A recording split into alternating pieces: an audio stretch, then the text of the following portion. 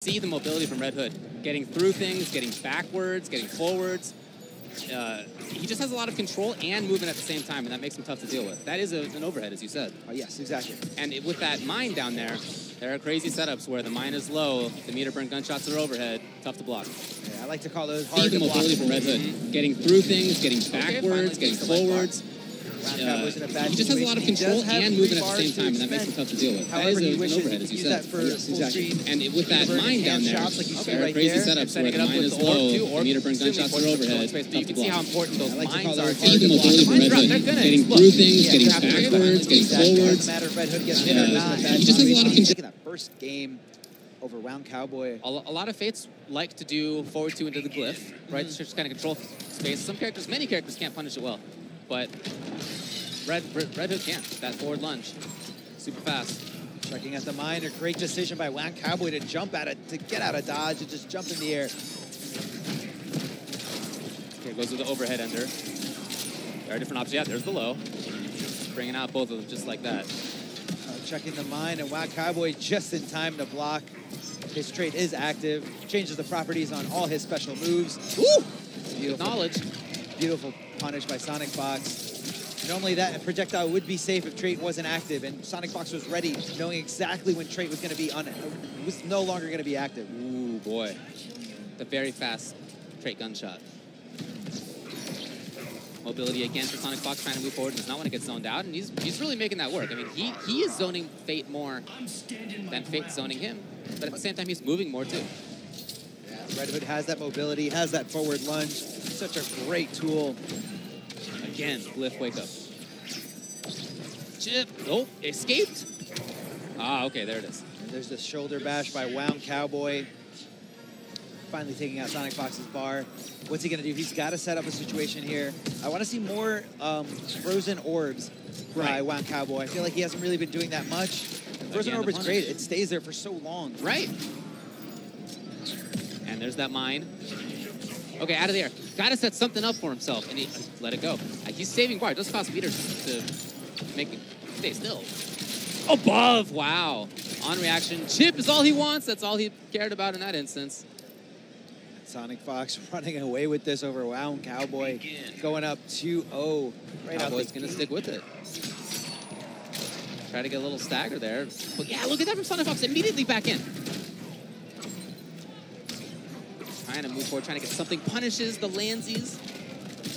Throws out the mine. Had a great check by Wound Cowboy there, but he wasn't ready for that throw. And SonicFox mauling him and just diving in, continuing the relentless pressure right now. Those fireballs from Fate, they're highs once you're about half screen. Yeah. So SonicFox has used that to his advantage. Lunging under, rolling under. Really made it tough for Dr. Fate to zone. That was fun too. Again, landsies. Wow. Incredible execution by SonicFox, leaping in, knowing Dr. Fate, a wake-up attack was not going to stop this situation. So much control for SonicFox, so much mobility. And even that damage that Wound Cowboy had to spend a bar for, it was lost right away. SonicFox had the mine right there. No, definitely a trade in SonicFox's favor. Yeah. Not only in damage, but also in an advantageous frame position. You know, it knocks Dr. Fate off his feet, where Red Hood just kind of stays there standing, ready to move right away. Wow, what a call. Hits him with the overhead. That's it. You know, because in most situations, you're so scared and so conditioned to respect Red Hood's forward advancing low that you're just usually always holding down the ducking position. Yep. So SonicFox is ready. The one time he goes for the raw forward three, it connects. It connects and it gets him the super and gets him the clean 3-0 victory. Is lunge back forward 3? I believe so. You think he just probably wanted that? No, he wanted forward 3. No, I don't know, maybe. I don't know. Yeah. So you can head over to Smash.gg and see all the matchups for yourself. This is the start of round 2. So in this kind of further pool, it's not pools play now, it's the next round, but in this funnel that we're going through, SonicFox just beating Wound Cowboy, gonna have to play the winner of Jur and Rio. Jur and Rio. Jur from Canada and Rio from New York. He's looking good. Yeah, he is looking good in this game. I mean, even in Injustice 1, he didn't. It was such a strange situation. Rio didn't go to too many tournaments, but the ones he did go to, he usually always made top 8. He's a talented player for sure. Definitely. And guys, we're going to check out this replay with Forever King going up against Infinity. Forever King using that beautiful mechanical bat to extend his combos, and that cross-up forward 3 just because Catwoman is small enough to fall under it because of that tiny hitbox. Nice. Pay attention to this. Forward 2 to cancel the mechanical bat, and then he catches him right before he falls, launches the mechanical bat, uses the forward 3 for the bounce, and pay attention to this reset situation. The combo super scaled, so he's going to purposely drop the combo here, go for the forward 3, and it somehow goes over to the other side. Infinity was not ready to block it.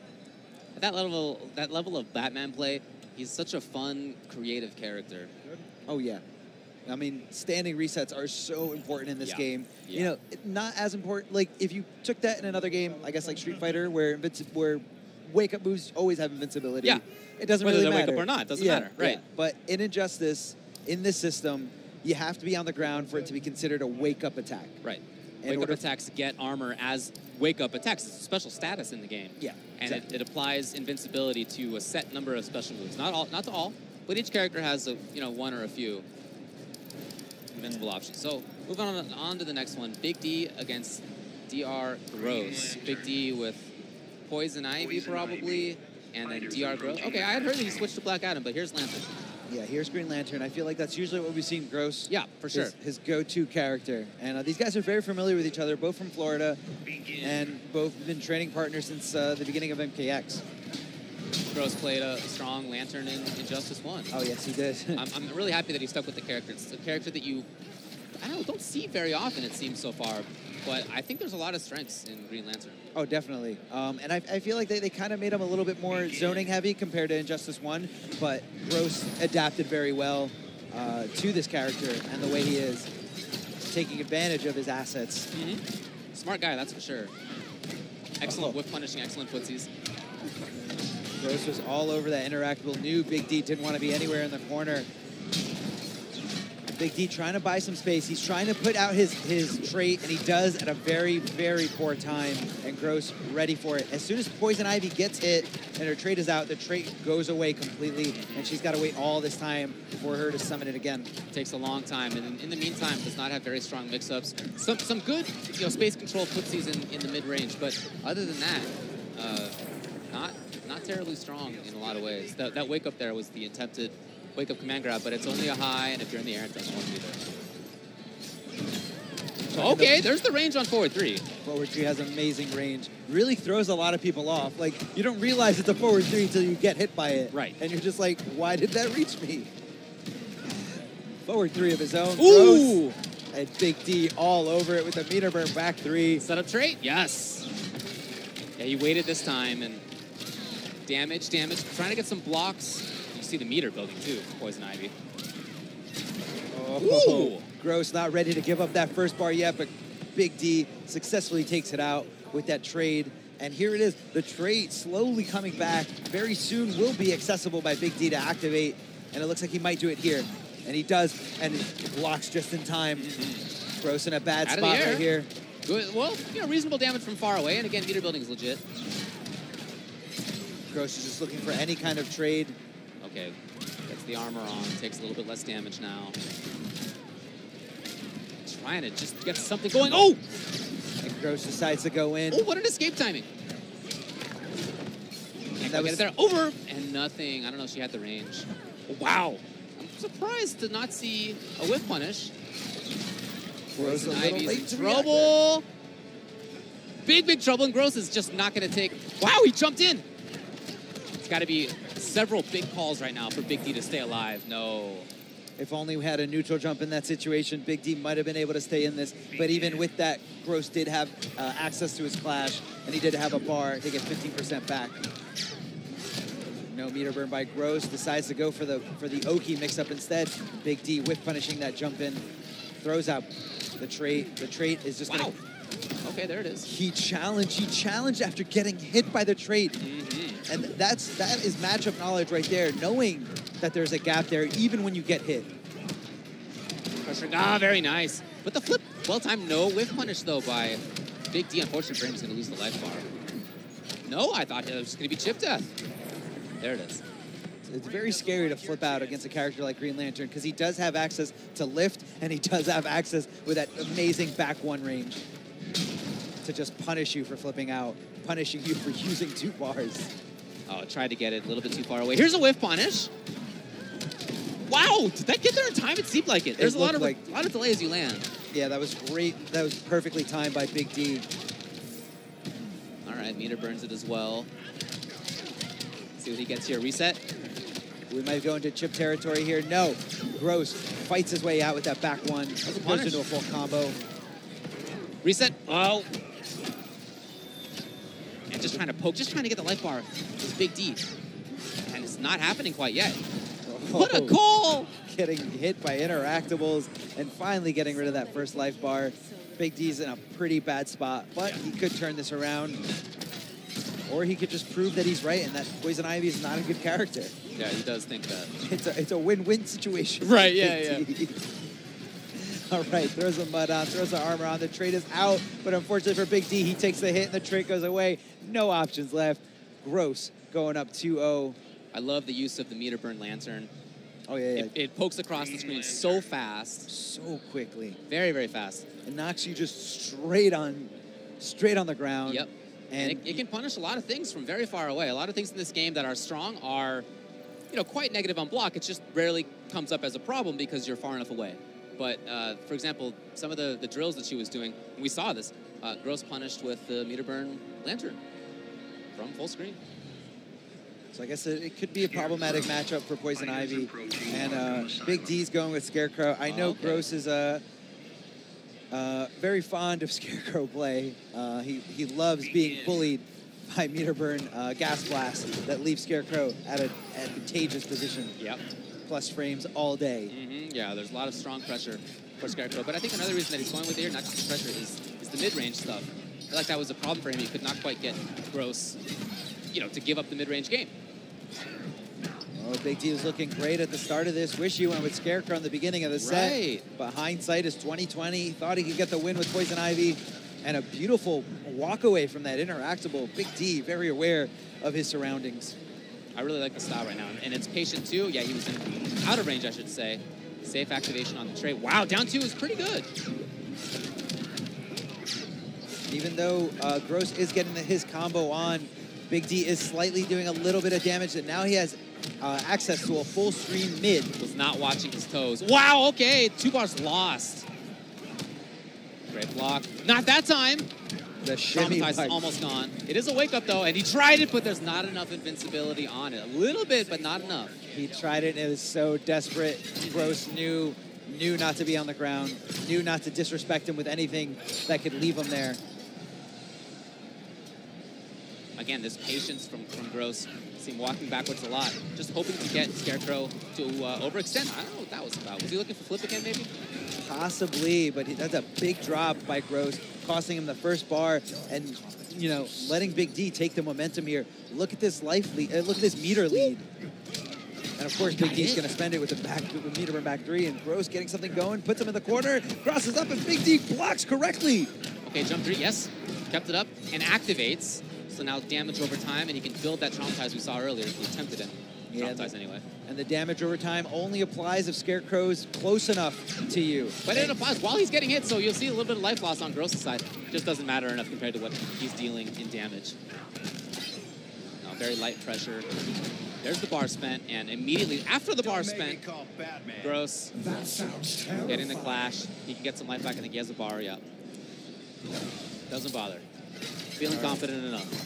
He'd rather hold on to the meter for a combo. Right, if he finds one now, he'd probably end it. Oh, wow, tried to escape. That is going to be that. And all because he held on to that meter. He decided not to use in the clash. Very smart move by Gross. I mean, you got to be in that mindset, the clash mindset. How to avoid it, and you get a full screen lift, meter burn it, back 3, back 3. Yep. You're not clashing that. Yep. So I'm with you. I wish that Big D had gone to Scarecrow earlier because that did look stronger even in the loss. Looked stronger, but that was his choice. And as a result, Gross moves on. He's going to play the winner of Boy Toy and Sickness. All right, guys, now check out the slide we have for you here. Join the fight from home, the Injustice 2 Pro Series. Play Injustice 2 Pro Series online tournaments. Check out the dates on the left and the right. See where you qualify. And if you guys want to register, just head over to smash.gg/IJ2 online 2017 and be a part of this amazing experience. And on stream, up next, we have Rio going up against Jur. And, you know, winner of this plays against SonicFox. Yeah. Winner of this plays SonicFox. So that's going to be a great, great hurdle in your way, in your winner's path for Evolution 2017. Everybody's path is tough, but in looking through some of the paths, I felt like the path that includes Sonic, you know, Rio, a few other players, that seemed particularly tough to me. But I asked Sonic about it, and again, he said he was feeling confident. Confident, and he believes in his red hood. Well, Theo is in that path. I mean, we're talking about making it up to the top 8. Theo's in that path. I believe Silver Eye's in that path. Tough one. Silver Eye, you know, didn't quite get those top 8s, but he was getting those, you know, just outside of it. Yeah. And he did gather up enough points to get, you know, to qualify. And I think everything's going to be all right. Jur usually going with Black Adam, and Rio has been playing a lot of Catwoman. Catwoman looking like a very strong character right now. Oh yeah, back 3, low profiles under so many things. Jump in 2, Peterburn cat dash. You know, leading into so much damage, eating projectiles. A lot of damage, a lot of safety, a lot of mobility. Footsies control. Oh, yeah. And yeah, she does seem like a real strong character. But once Black Adam hits you, he does hit like a truck. Yeah. As long as he's got that one bar, that's usually why you see the tendency of Black Adam players to hold on to that bar in most clash situations. They will not get rid of that last bar. I like the idea of Jur opening up with back 2. A lot of people try to duck at the start against Black Adam to duck under forward 1, but it didn't quite work. Catwoman had the call. Oh. Nice! God, the range she jumps from, jump 2's huge. So and scary. Always damaging and always good setups for her. Jur trying to get his hands on him, doesn't quite get the orbs, and Rio caught walking back, hit by the low lightning. And Rio decides to eat those orbs. Ah, okay. Crossed up, and I guess Rio wasn't quite expecting it. Not quite the end of the round, but close. There it is. I guess he wasn't expecting the last hit of that string to come out. Now, although those orbs are unblockable, the damage is slightly different if you're blocking or not blocking. It's gonna hurt you no matter what, but you can avoid some of the damage if you're not, as long as you're blocking. Trying for the meaty, but Black Adam. Wow, okay, again the low, and Rio has not dealt well with that. Back 2 into low lightning is very, very scary. That back 2 hits overhead, cancel into the low lightning, and on top of that, it just hits you. It hits you out of nowhere, and you're not expecting it. It's a lot of damage, too. Oh, yeah. Again, Rio not expecting it. Trying to jump out of there, not really sure what's going on, and the interactable seals the deal for Jur. Jur looking so strong right now. Yeah, I thought throughout that whole game he looked good. Even at the start when he didn't make quite the right call at the beginning with the opening gambit, I still thought it was interesting, and he kept it up. And he noticed that Rio was not watching his feet. Yeah. And there were more low lightnings as the set went on. I mean, you can't... In this game, even when you're walking back, if something's active, it doesn't lock you in there. So movement is very important, but you can't move if you're ducking. So Rio was just kind of utilize that movement, utilize that motion, and Jur took advantage of it. Yeah. There's again the low. The low lightning. Rio not reacting to it is very dangerous too. And it's also interesting because in the beginning of that last game, Rio punished Jur so bad for throwing out that lightning, and Jur didn't care. Ooh, the call was there. He knew that was not going to be a true meaty. He had some time to get the meter burn 3 activated. There it was. But speaking of meter burn 3, one of the best right there coming out. And now Catwoman with the meaty attempt. Oh, nice. Not enough hits of armor there. Rio going right through it. Cool. I love the stagger. Oh, and here's going to be a big combo. A very smart call by Rio to clash right there in that situation. It's going to be a ton of damage. And look, instead, he has a lot of meter. He can spend what he wants. Gets 25 back. Not too far behind here. He's just got to get rid of this first bar and get rid of that clash to really even up the tides right now. And next with the low into the Vitaburn cat dash. Great hit confirmed by Rio, showing everyone why he's one of the best out there. That range is crazy. That range is crazy. The dive kick, Rio ready to challenge, and Jer jumping over and getting hit by that overhead jump off the wall kick that Catwoman has. Ah, okay, the grab. There's been a lot of patience in that kind of scenario so far. Neutral jump on wake up. Neutral jump on wake up is such a strong tool in these games. It really leads to a lot of damage. That was very tricky. Cross up or not. Was that the secret stuff? I've never seen that setup before. No. And it's so tough to avoid this, right? He has the mobility. He has the trait active. That's that. What do you do? Got to hit him, but even if you do, there's a lot of work left to be done. Yeah, Rio, I think right there at the end, he was looking to connect some kind of jump in two. That whip doesn't really have a hurt box. It just has a hit box. Yeah. So as long as that hit connects with Black Adam and those orbs are out, the orbs go away. You don't have to worry about them until that trait meter goes all the way back up again. 2-0 right now for Jer. And really looking strong, making a lot of correct reads. I love the spacing on a lot of what he's doing. I think it's great. Try to, again, Rio had walked away.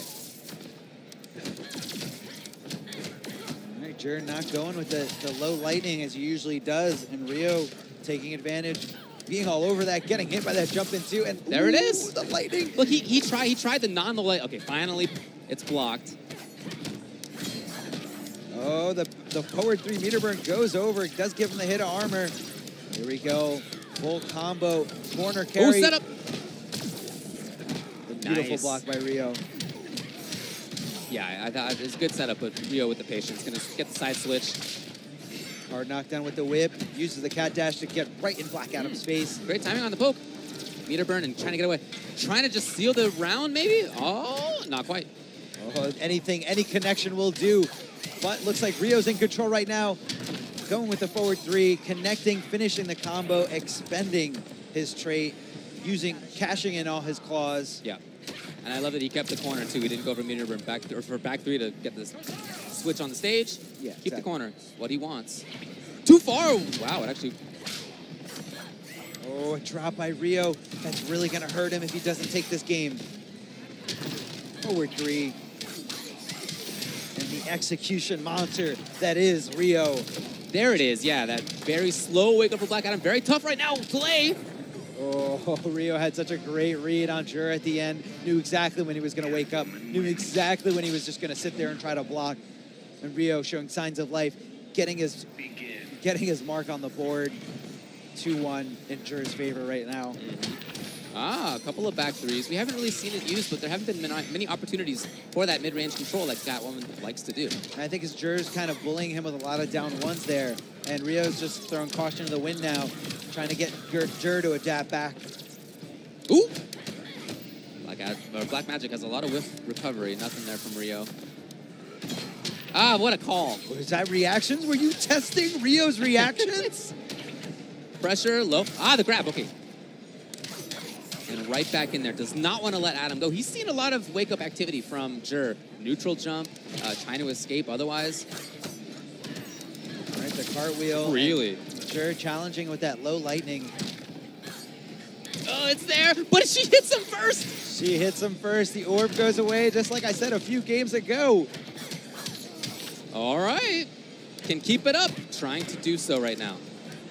Jer, out of the air, look at this. Yeah, Jer finally just saying, okay, it's too tough to take that last little pixel. I'm just going to finally get the wager. Jer, yeah, no, he was looking for that down one into trade cancel, and Rio was all over it. Such a great read, so calculated. Oh, he stays on top. Stays on top again. Look at this evasion. That last little pixel, finally it melts off. He evaded 2 rounds of orbs, having absolutely no health left in that first bar. Oh, he just went in.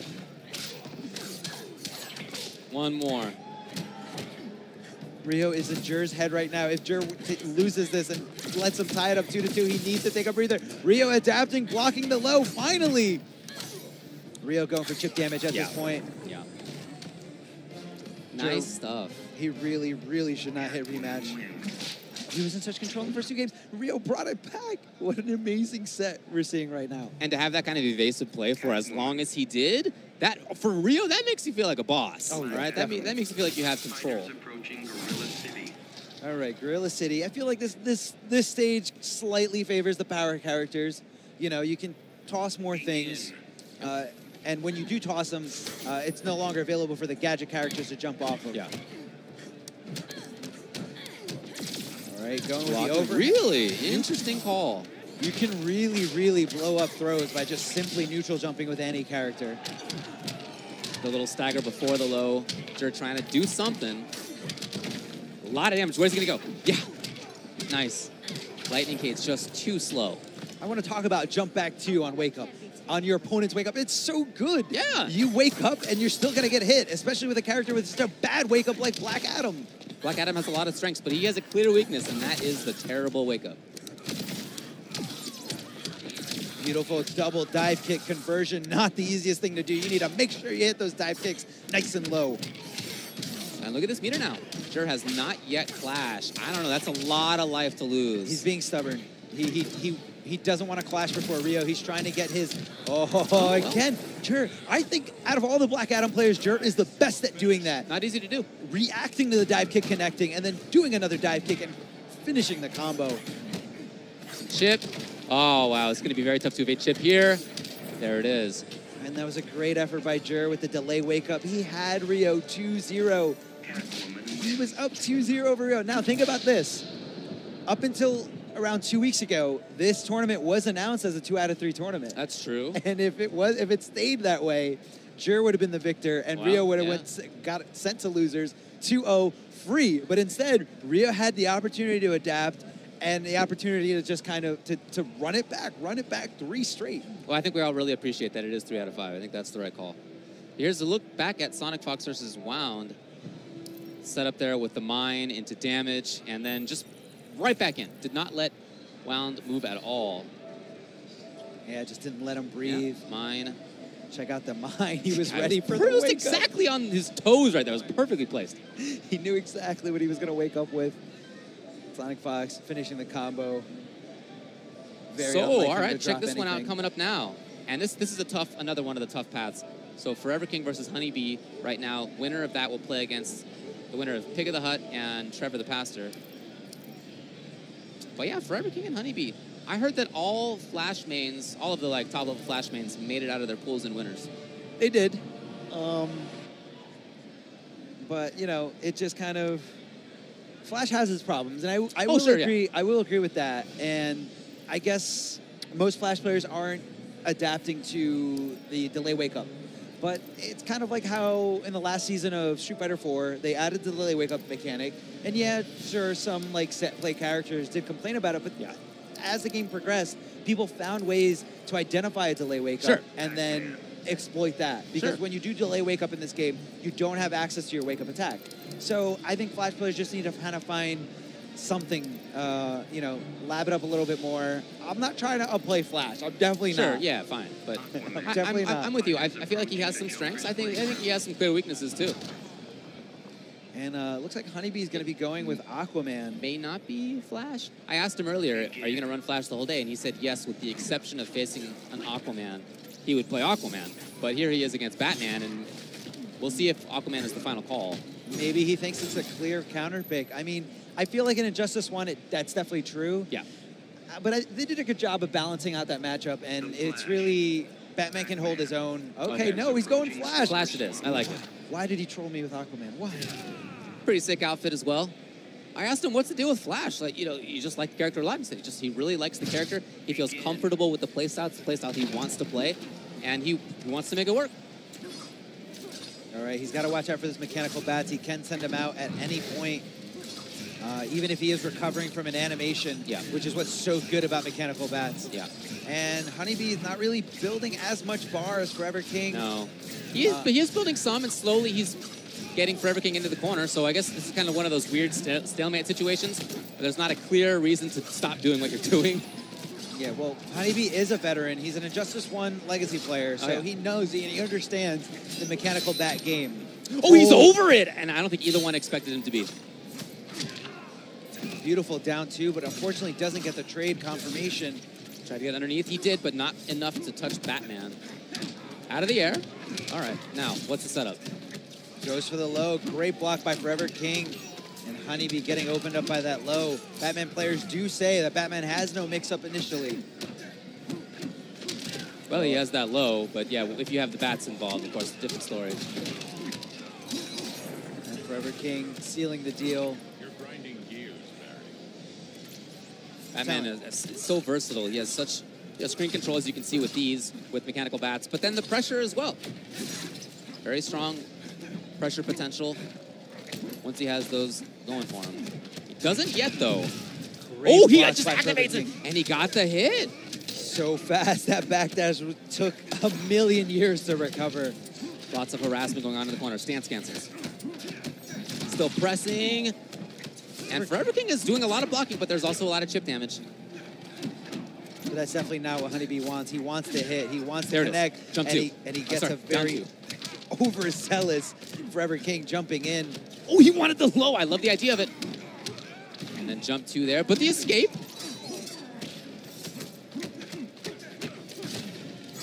Meter burns the battery. Oh, he didn't believe. How about that? It kind of looked like he fuzzied it. It looked like he stood up and he saw that the second hit from back 2-3 did not come out, and he went low with the slide.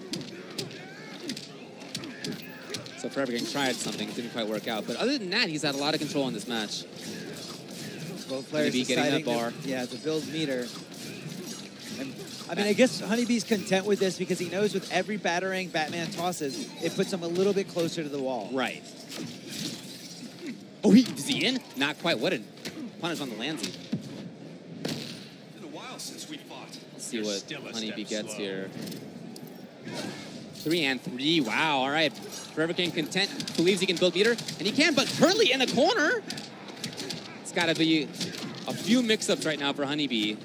Is he on the verge of a... whip punish. Is he on the verge of a comeback? He's got one bar. He can cancel, did a lot of damage, and Forever King puts a stop to it. Never again, Bruce. Yeah, I think this is not just really about getting life back. It's about getting out of that situation. Bats up. Ooh. Beautiful block by Honeybee. Goes into the running stance. Pressuring the low. Okay, starts it off. Now he's got big one. And there's already been clash, so all this is going to be in there. 2 bars there for Batman, but probably too late. Got one more bar. What's the mix-up? Where's he going? Overhead. There it is. With the comeback. Absolutely insane. The comeback factor, the clutch factor. This is Honeybee, the man that's been on a non-stop campaign about how bad his character is, taking down Forever King in that first very grueling match. That was one match. That was one. Yeah. Forever King not playing games anymore. Decides to go in, but he drops his combo. Oh, really put up the wall. Again, getting backwards, but the chase and the hit. Here we go, the trade putting Flash into this very slow-mo animation. All right, nice. Escape, not quite punished, almost. Honeybee doing a good job of just bullying Forever King in this corner, not letting him out, and Forever King giving him a back one of his own. I love this. This is just excellent corner control. Finally, after so many staggers, getting the grab. And there's the slide. He tried to put no. Honeybee not punished well. He might, the drop. Could have lost the life bar. I know, that was a beautiful punish by Forever King. You know, that's the first thing you really got to know when you're fighting against the Flash, is that overhead has a huge gap in it. If you are going to block the overhead, you got to immediately duck the second hit and interrupt. The bat was there to save Forever King. Okay, wake up. Is it enough? No. That was smart. That was such a smart roll to change the position, put Batman closer to the corner, not giving him any room to do all those batterings. Confirm. And he's going to do it. Yes, so immediately the clash from Batman. He knew that there would be a lot of damage. This also gets rid of the trait for a while. Yeah, Forever King learned from the last game that he probably clashed a little too soon, and he should have saved it for that huge damaging combo. So now Honeybee needs to kind of take a step back, wait for his trait to come back. Yeah. In the meantime, though, he's still trying to pressure, but Batman, Forever King, moving around well, had bats to cover himself. In there. Oh, underneath the 4-3? What just happened? And the trade is back. Here we go. The Flash's best asset. Where's the mix-up? Blocks it correctly. How long can Forever King block? How long can his defense last? The cross-up was there. Lost 2 bars. Waste 2 bars. Immediately the clash. Didn't think you'd be this fast. How'd you think this Got a bar. would go? He's got a bar. 15% can be his if he wants it. Not sure if I agree with it. I feel like a bar does give you a lot of combo potential as the Flash. Flash doesn't have too many meterless combos. He has a few with the trait, but trait is not accessible yet. Trying to get in there. The block was there, and here's Batman. Not death, though. Hold on. Hold on. Is that going to be it? Honeybee, not one to drop things. Is that enough? It is! And Honeybee completely composed after that high-pressure situation. You just see the camera on his face, and he's not even phased. How is this man keeping all this together? So stoic. 2 big comebacks. He had more control in that second game, but still needed the comeback at the end.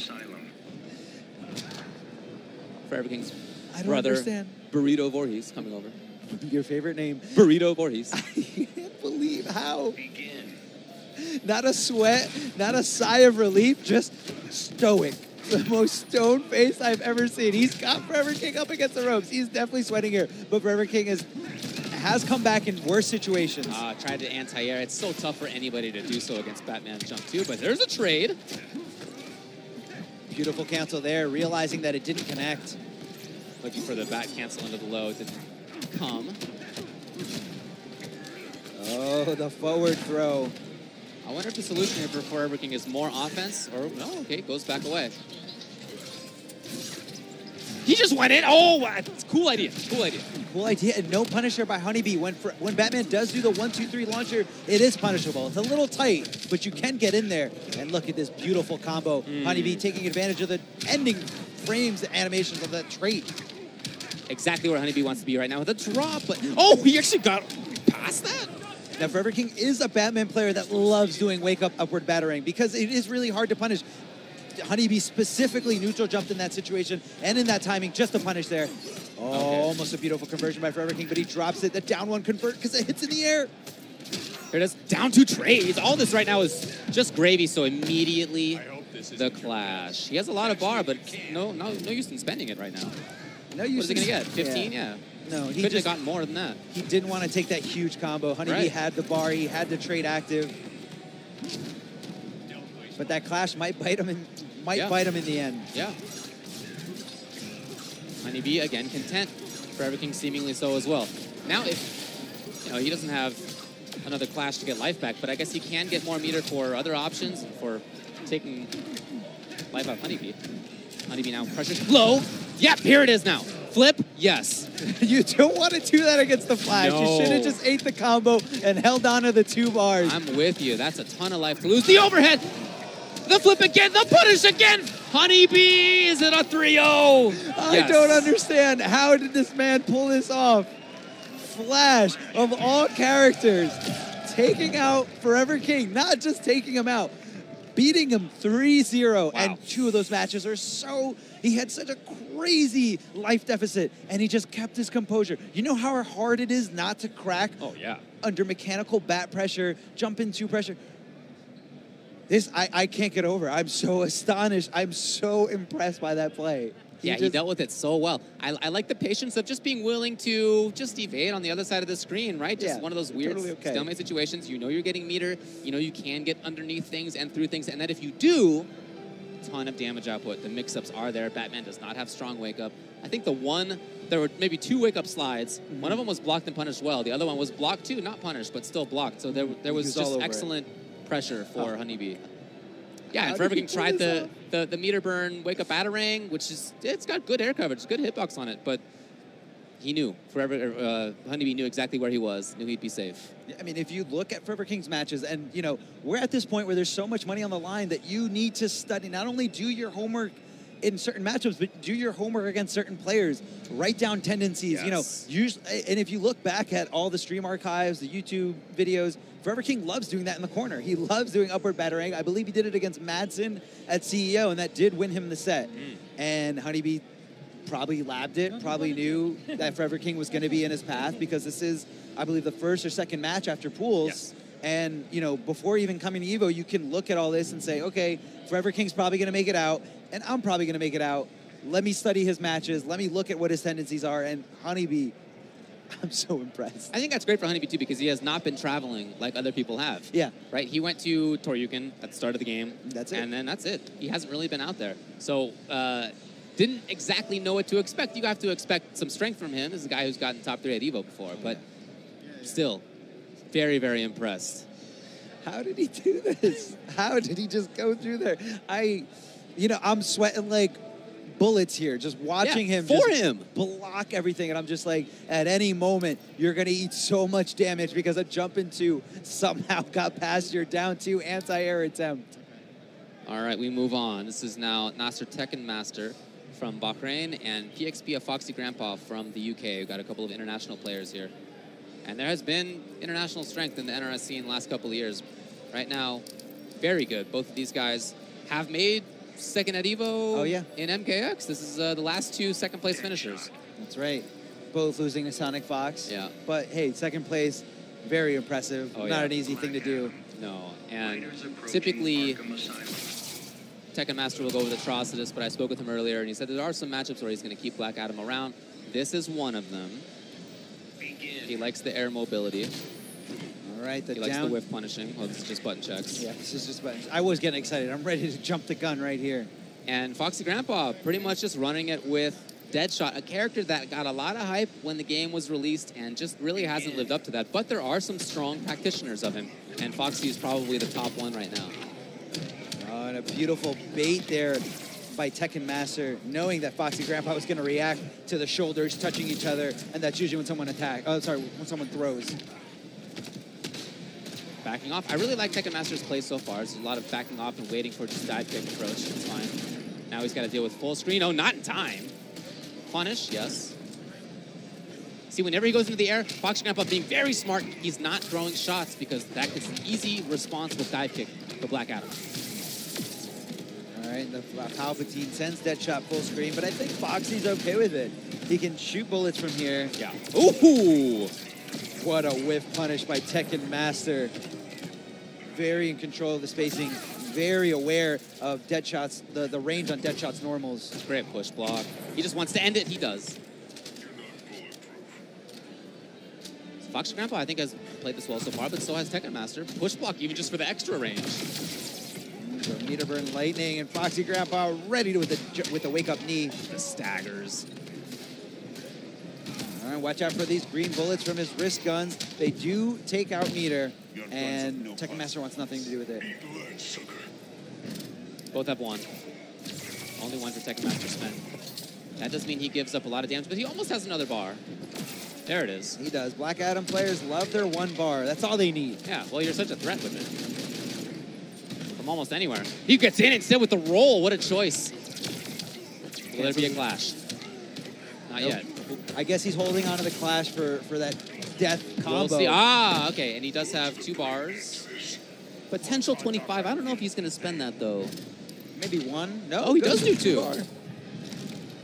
Goes for the 2 bars. First one getting him 15. Second one getting him 10%. Oh, he wanted to get... I like the idea. Push block. Get the space. Adam does have advantage after meter burn dive kick. Out of the air, and he keeps it up. And Tekken Master looked like he was in control that entire game. Up until the very end, Foxy clutched it out. Deadshot. I thought it was over. If Tekken Master didn't finish that combo and just kind of left Foxy in the corner, I think it could have been a different outcome. But a lot of Deadshots feel that this is a hard matchup because if you shoot a bullet, that does a little bit of damage. But each time you do it, you're taking a risk that Black Adam may do meter burn dive kick, and you're going to lose half your life. So there's this weird, risk-reward situation. But yeah, it's very lopsided. Very lopsided. But Fox Grandpa's patience has been a huge part of his success in that first game.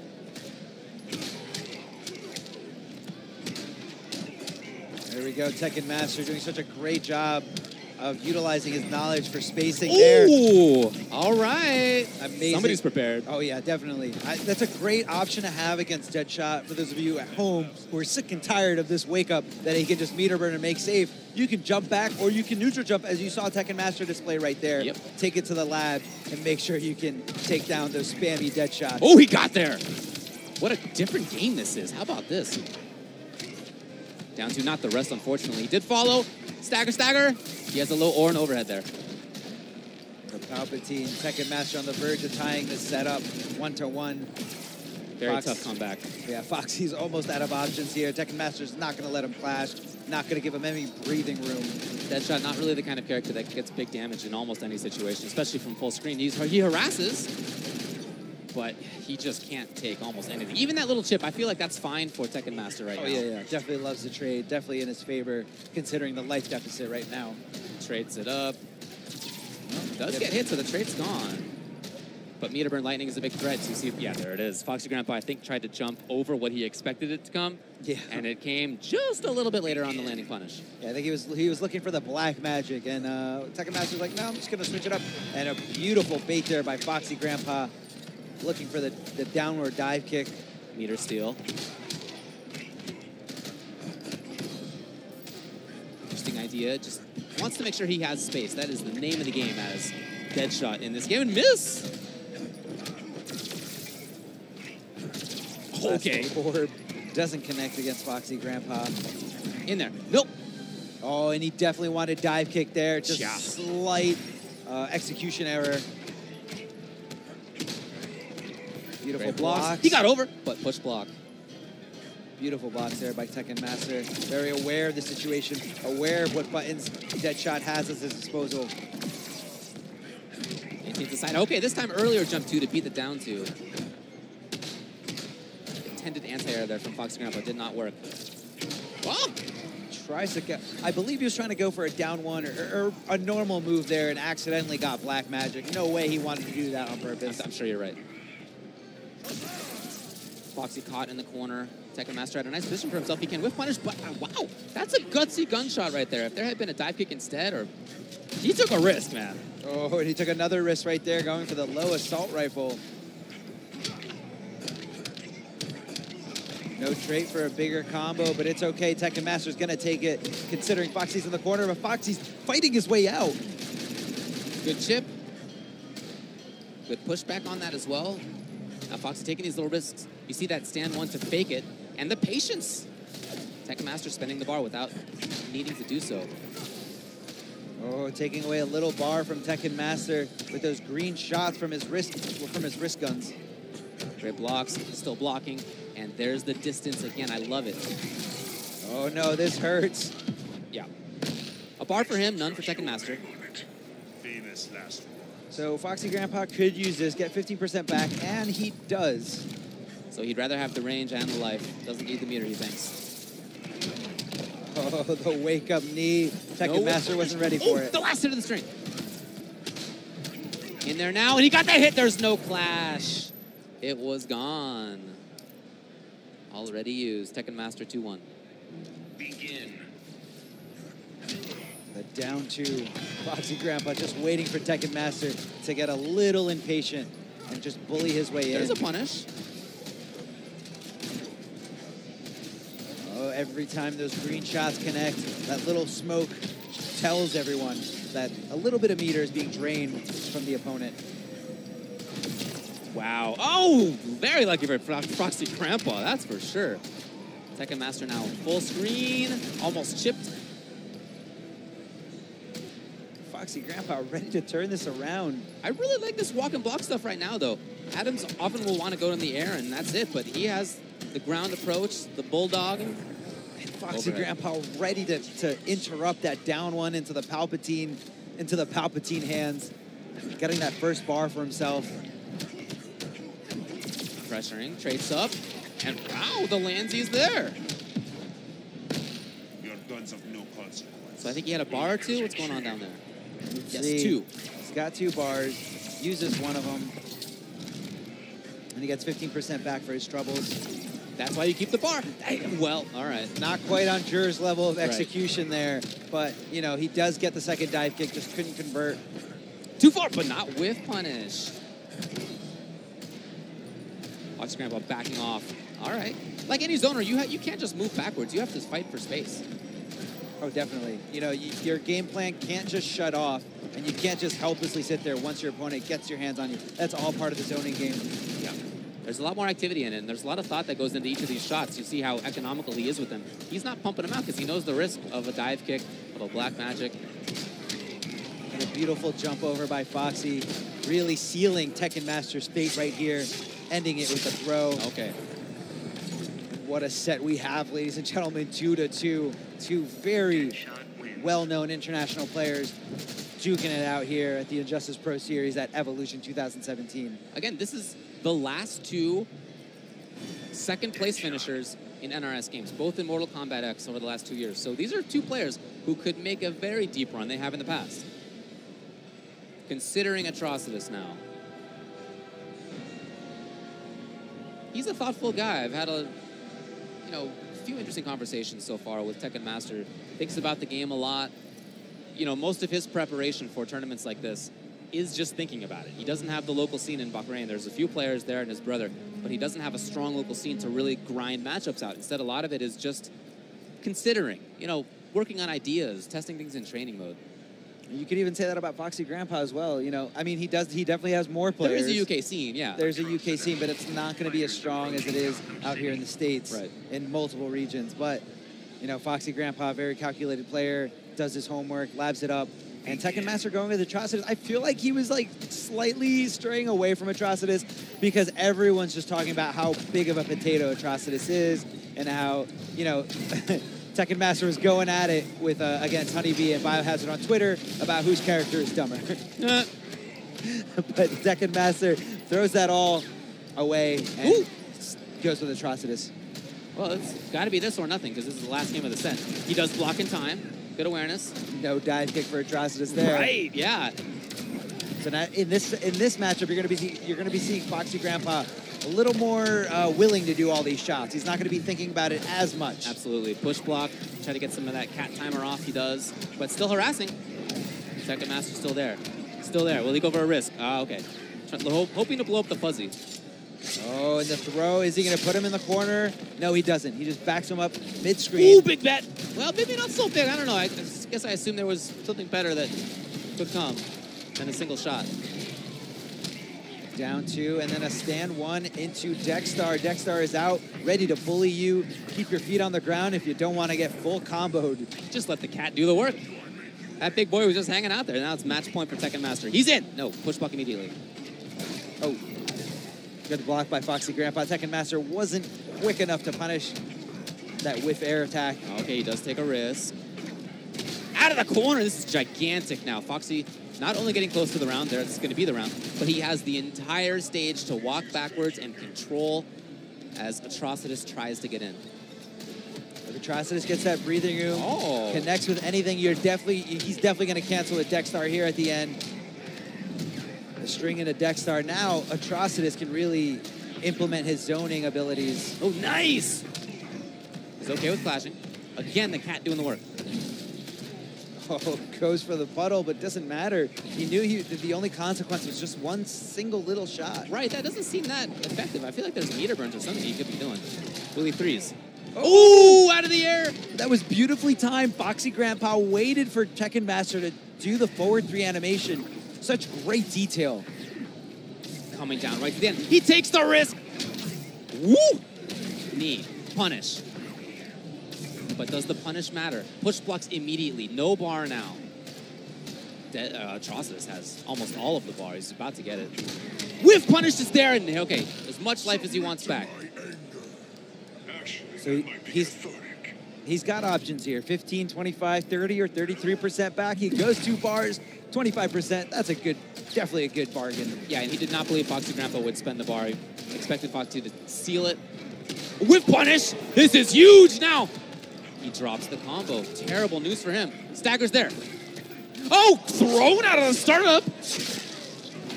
In trouble is Tekken Master. Meterburn guns coming in. Can he get there in time? Can he punish it? He does! He got a 3 in! He does! Tekken Master with the clutch situation there at the end. It came down to the wire. What a nail biter on the edge of my seat. I cannot contain myself. How did he do it? You have to have such poise and focus. He kept it all composed at the end. I thought it was all over. I couldn't breathe. I thought Tekken Master was done. I thought he was going to losers, but instead he clutches it out. He rolled in there with that meter burn roll into like the little hole between rifle and the meter burn, and he blocked. And wow. And then even after that, there was still a weird scramble. That could have still gone either way. Definitely. I mean, each player was just looking for their first hit, for anything. They just wanted something there. And I can't believe Foxy Grandpa made that adjustment. I love the block on the down one and then the throw before the blood puddle comes out from Foxy. And then I love him saving the bar on the clash because meter burn rifle, very strong. He was close to chip kill, right? Yeah. I think those were all good decisions. It's just that the decision by Tekken Master to roll in, to block, and then to know exactly when to finally strike, that was all perfect. Perfectly executed. Tekken Master showing everyone at home why he's considered to be one of the best in the NRS scene. Yep, all right, so he moves on. He will play the winner of Pig of the Hut and Trevor the Pastor. Again, check out smash.gg. Click on in EVO 2017, then Injustice, and you can see everything that's going on for now. We're going to take a short break. We'll be back in just a bit.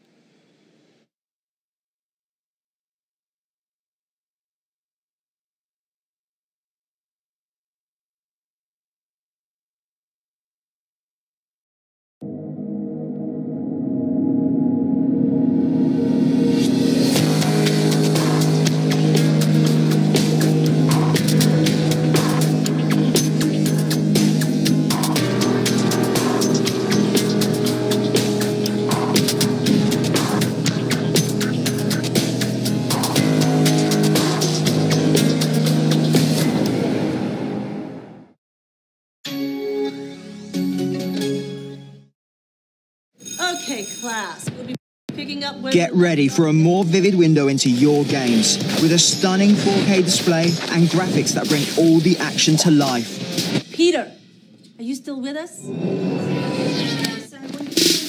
The Dell Inspiron 15700 Gaming with a 7th Gen Intel Core i7 processor. Your screen, super powered. See it in Spider-Man Homecoming. Dell, as real as it gets.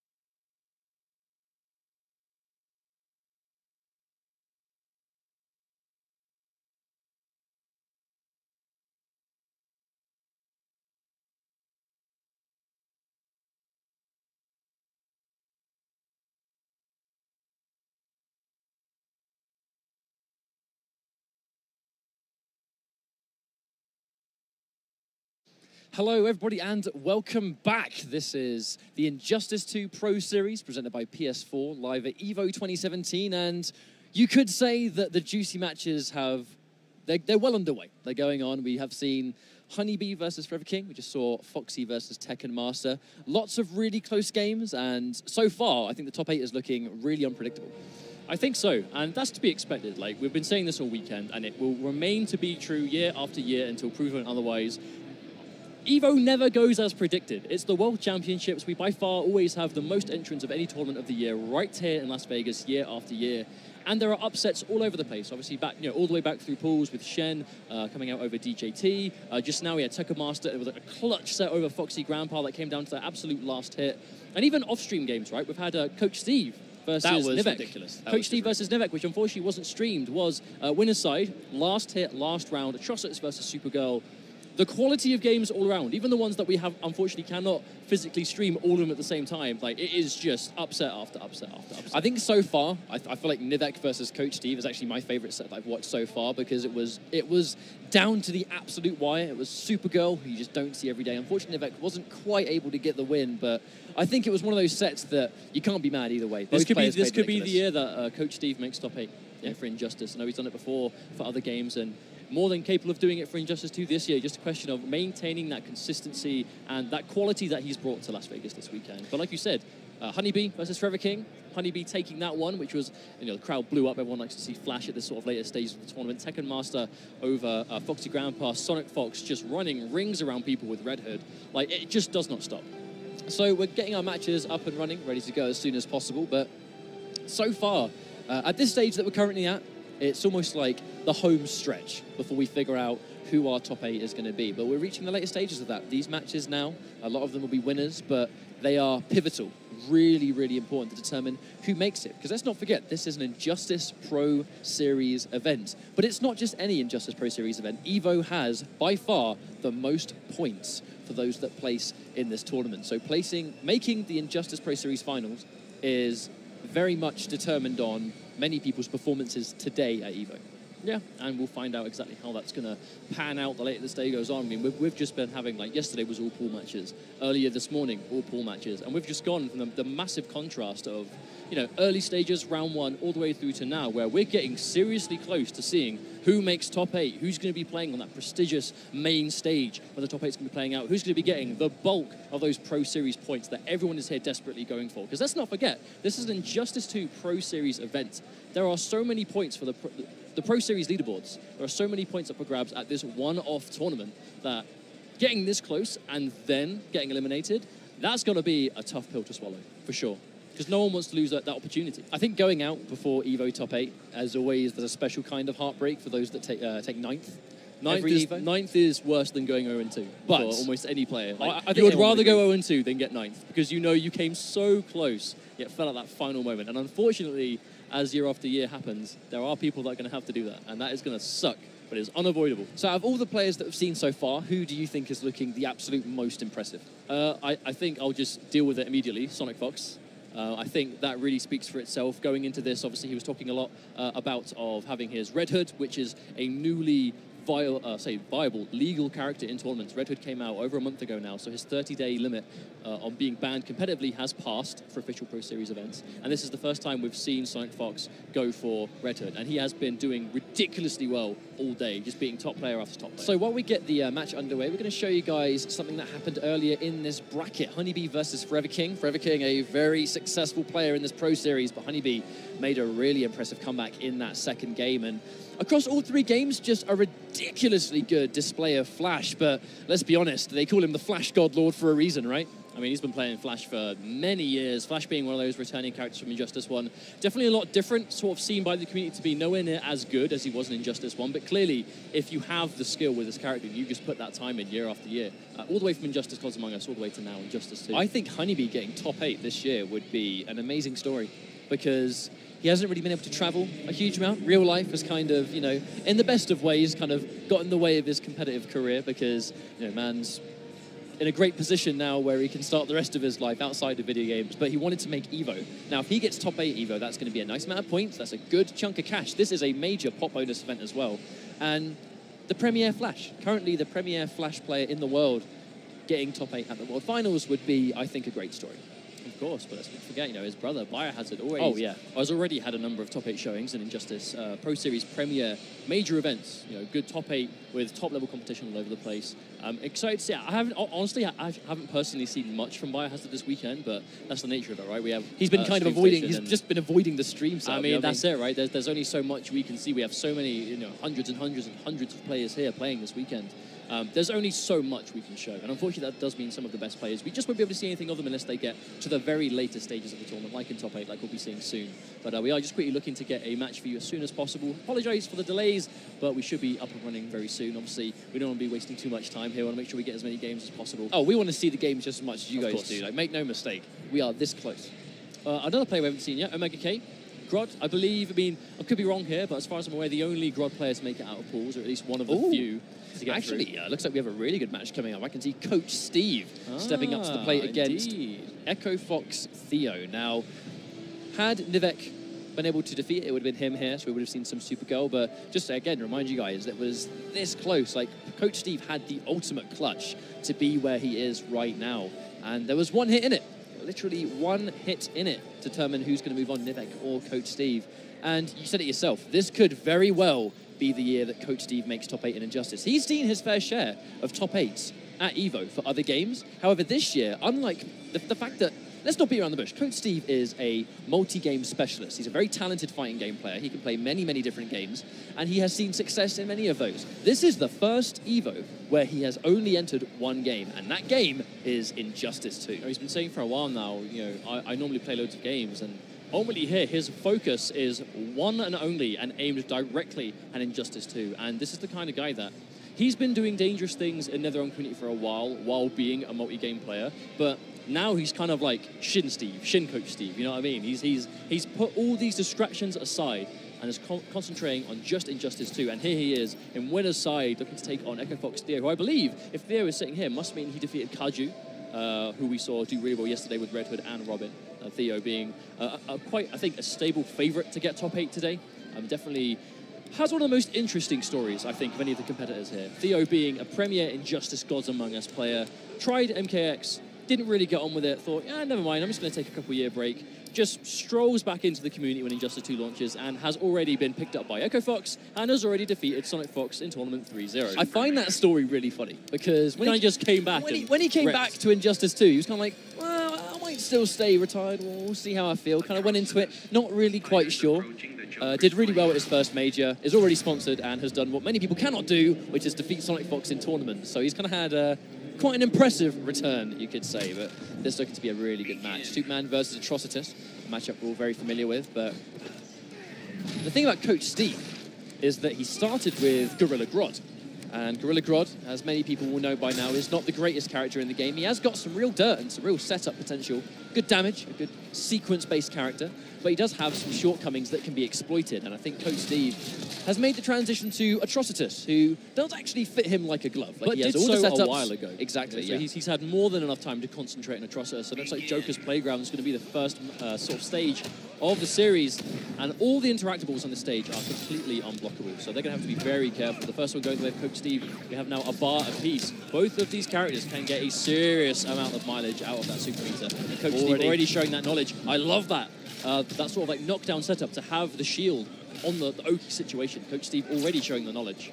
That's what separates the really top Atrocitus players from those that play him a little bit less, is really effective management of that deck star utility that he brings to the table. Catches him with the back two already. Here comes Coach Steve. The down two into breath. He's going to get a nice little tick damage afterwards into a guaranteed trait. And now here comes the pressure. Oh, good push back from Theo. Goes for the flying punch just to try and trade with that shield at the very least. Theo showing some good knowledge, but that first bar is probably going to go to Coach Steve here. Is that enough to take it? No, the tick damage. Theo, I kind of understand that wake up. Well, there was nothing Theo was going to do other than that. Like, I mean, no choice. Yeah, chip damage for anything would have taken it. That was just a read of wake up or not. Oh, the counter poke into the burn back 3. This is a traded Superman, so that's going to do big damage. 508. That's basically half life. That's important, though, manages to get the cat out safely without getting punished. And again, that flying punch, at the very least, trading with it. I quite like that, though. Theo just going for just knockdown for knockdown, so Atrocitus can't use the shield to just loop that pressure. Oh, he bet it on the 50-50, then execution error from Coach Steve. Tried to down one puddle, I think. Going in for that 50-50 of overhead or low scoop. Oh, there's the block. He's pressing the buttons. Coach Steve being very patient right now. I don't think he wants to accidentally overcommit. Going in for that back forward two, maybe expecting Theo to go in, but Theo, a very historically defensive player, spends another bar on the meter burn freeze, gets a knockdown, wants the mix-up. Oh, goes in for the grab. Really good but dangerous tech. That was a bold decision. Now, that's quite unfortunate, because not only is Coach Steve getting hit here and forced to clash, he actually has lost X-Star in the process. He just called the cat, has disappeared. Theo's going to bend the bar, not to give him too much health back. I mean, this is Superman. He is not going to have a problem building all that meter he needs. Both players right now approaching this trait coming back off, but Superman, with that armor breaking, damage increase, down one.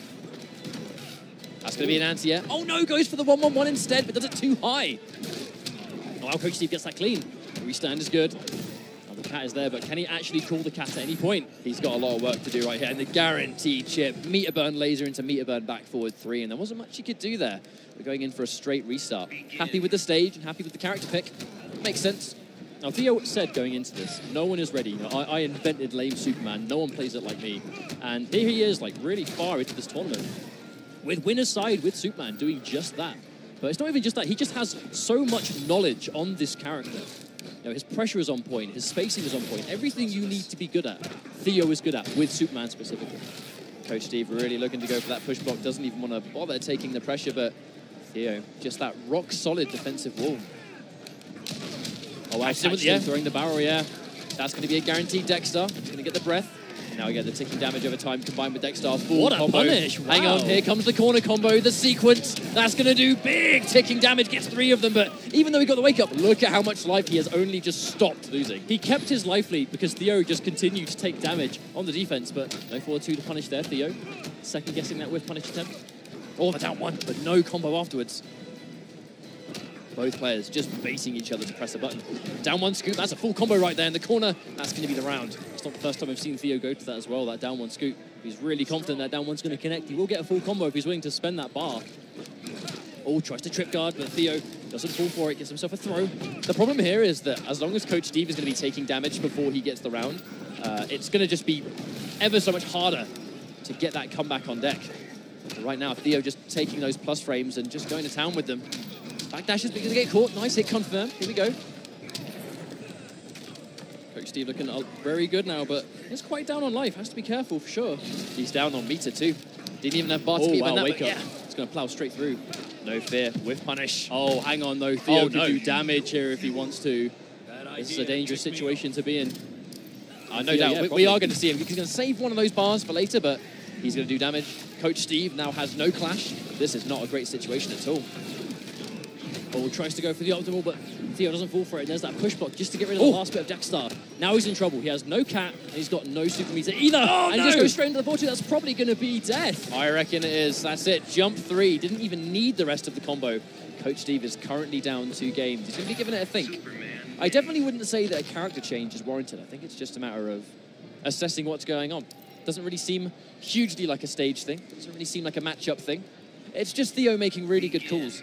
This is just Theo playing like Theo, though. He is sort of regarded to be the strongest Superman player, probably next to Slayer. There's probably the 2 of them right now, and this is kind of why. It's a character that if you're playing solid and you're playing sort of quote-unquote perfect, it's very hard to break into them. It's going to be one of those strengths of Superman's wake-up attack like that, is that he's actually airborne for a really long time, so a grounded punish is almost not possible.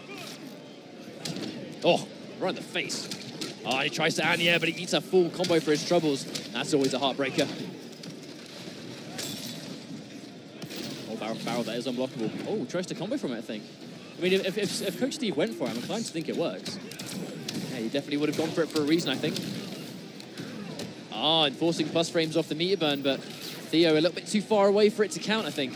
Clean jump, that's a full combo. But he did just use his bar on that forward 3 that didn't connect, so he's not going to get maximum damage. Another good wake up coming out from Theo. Oh, this shimmy baiting the grab into a neutral jump punch. Theo is on match point. Oh, press the button again. Here comes Theo with all of that bar to work with as well. Coach Steve consistently low on bar compared to him. Oh, no. This is a tough situation to be in for Coach Steve. No bar. The trait is just about to run out, and Theo has 4 bars and his own trait sort of ready to go. Theo can be as patient as he wants here. There's the air laser. Meteor Burn just to establish range. He's got one more bar to go if he wants to, but a nice last-minute block. But Coach Steve is still in a very bad position. He's got access to Dexter, but at this range, it's such a risk to call it. There's the Meteor Burn, eye laser too, just to get that pressure continued. Now he's got the corner as well. Coach Steve is running out of options. Oh, no!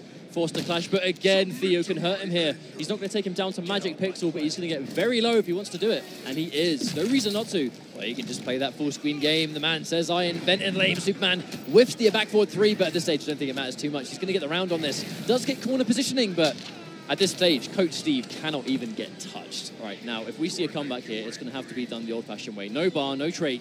Theo, lots of life to go through. Goes straight through. Oh, nice. Didn't commit the down one, though. Could have got a lift off that. If he just wasn't 100% confident it was going to work. He's got to watch out for that wake-up again. If Theo does back forward 3, he doesn't do it. Spends bar on push block. Oh, it whiffs. He doesn't get to Meteor Burn it. Hang on. Wow. Oh, no, there's the trait. But the important thing is, Theo's going to get some health back here. But Flash is going to disappear. Theo's not going to spend anything. He's going to save that bar. He's going to try and secure that final hit. Here comes the jump. And no, guaranteed. Steve does not jump immediately. And because of it, he just walks right into a laser. Really well played by Theo. Quite a fitting end, though, for Theo to clutch that one out, utilizing the eye lasers. That's kind of like the Superman style he's definitely known for at this point. Just that clean, precise, reliable Superman playing. So Coach Steve was showing the signs of a comeback, but honestly, the clash system being such a momentum shift, right? How many times do we see comebacks? Even back in MKX, it was just, you know, always a momentum thing if you made a full comeback. It was get a hit, okie, that kind of thing. And then in comes the clash. So if your opponent is making a comeback on you and you still have your clash because you've used it well and you're reserving it, you can kind of set things back to neutral, or you can get that life back and get that full screen space again. So I think the clash is really good at just, if you have a lead, just holding on to it.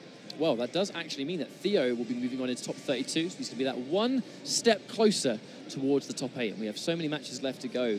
These are just going to be machine gunning back and forth because there are so many games to get through. Many of them, unfortunately, we have a replay coming up. We watched it live. This was a hard to watch. This is going to be hard to watch. Right at the very end, this was a clutch moment right here. He goes in for the Meteor Burn machine gun for the last possible minute. Oh, he bet the farm. He bet the farm right at the end. Expected Tekken Master to press a button after the machine gun. So he made that hard read that after this machine gun, the Tekken Master was going to press a button. He made the call, went in for the back forward 3, but Tekken Master just not biting. He sat there until the end, and at that stage, it was all over. It was a hard read. He made it. If you're going to bet that read, you're also going to have to be prepared to lose on it too. But I remember watching players in the crowd, and I was screaming like, "Why didn't he Meteor Burn the knee? Why didn't he Meteor Burn the knee?" But didn't have Meteor Burn didn't have bar to Meteor Burn the knee in hindsight. He had the bar after he got hit when it was too late. But no, I mean, but that's just how close some of these games are going down today. I mean, we've had a lot of 3-0 sweeps, especially sort of during pool players you'd expect to see. But the later we go on through, the closer these are going to be getting. You know, the higher level players are going to be shining through. Like, the best of the best are going to sort of sieve down into these later stages. And that's basically where we're at right now. We're getting our next match underway as soon as we can. We have so much going on off stream just to make sure we can get through this. Because let's not forget, this is a one-day tournament, basically. This is from this point on, you know, the tournament finishes today. We're going to have our world champion tonight. We're going to know who's going to be the best player in the world, who will be Injustice 2's first ever EVO champion, which basically makes you the world champion. We're going to find that out soon. Just today. Now, what excites me about this tournament is that there are so many players that not only could take top 8, but could win it. I mean, like, we have players that have placed top 8, but that list is already varied. Even though we've had 2 premieres, that list is already quite up in the air because we had different players in top 8 between Combo Breaker and CEO. There were some returning faces, but not all of them. And EVO, basically every single one of them is here, plus players that didn't quite make Combo Breaker or CEO that are also recognized as being very, very dangerous players. So this is just a mishmash of all of the top players, all in one place, playing for this really prestigious prize of EVO champion. All of that money, that big chunk of cash, and the all-important points, which will get you further within the Injustice Pro Series. So it's a very important tournament. That's why everyone's made it. I mean, let's look at the numbers. Over 800 players signed up for this one tournament. This is the biggest Injustice 2 tournament to date.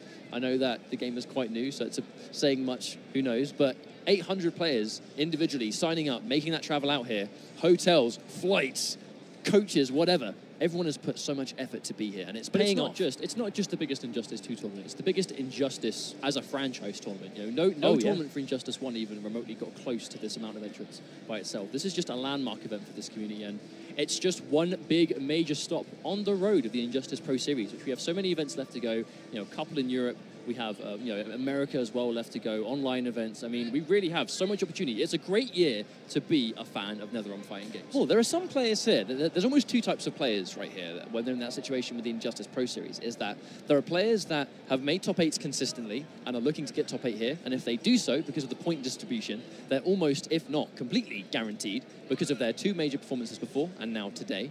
That will put them in a great situation. But on the flip side, there are players out there that really need those points, because some of them have been essentially at the 2 events before and need points here, because this might be their first time. But looking like we have a match coming up, which is Madzin versus Samij.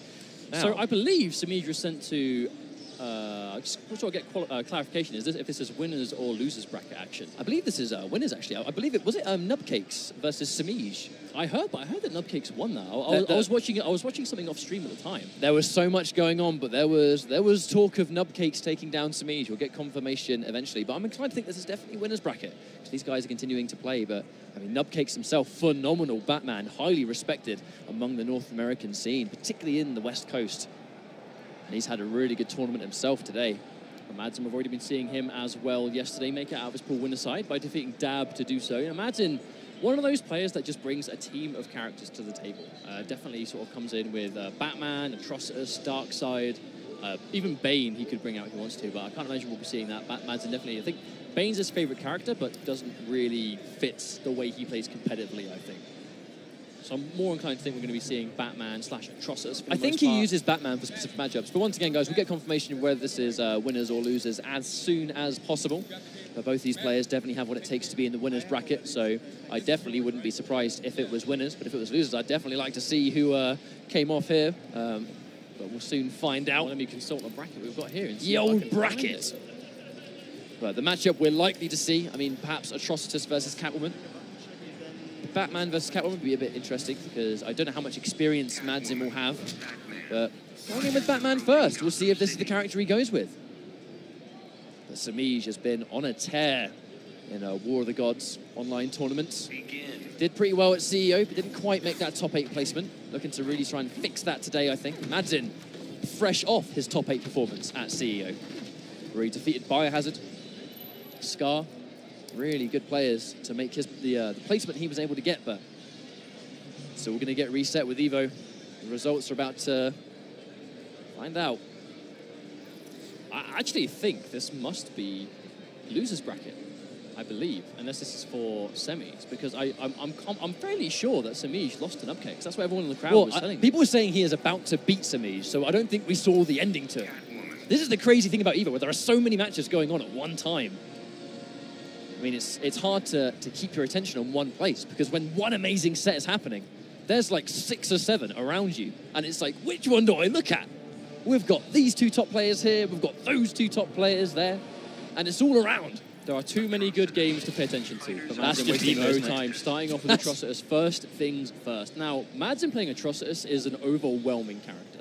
He really just makes you stressed out playing this, for sure. It's just the way he plays, and it fits him quite well. But immediately catching the whip trip. There's a delayed wake up on the overhead, but that's one thing Catwoman's going to do a really good job of here, is just getting around that Dexstar pressure. She has that tiny little hitbox. But Madzin with the hit confirm spends his last little shred of meter, but got enough damage before he ended the combo, so not the end of the world there. Pressing buttons, hit confirm, it's a full combo.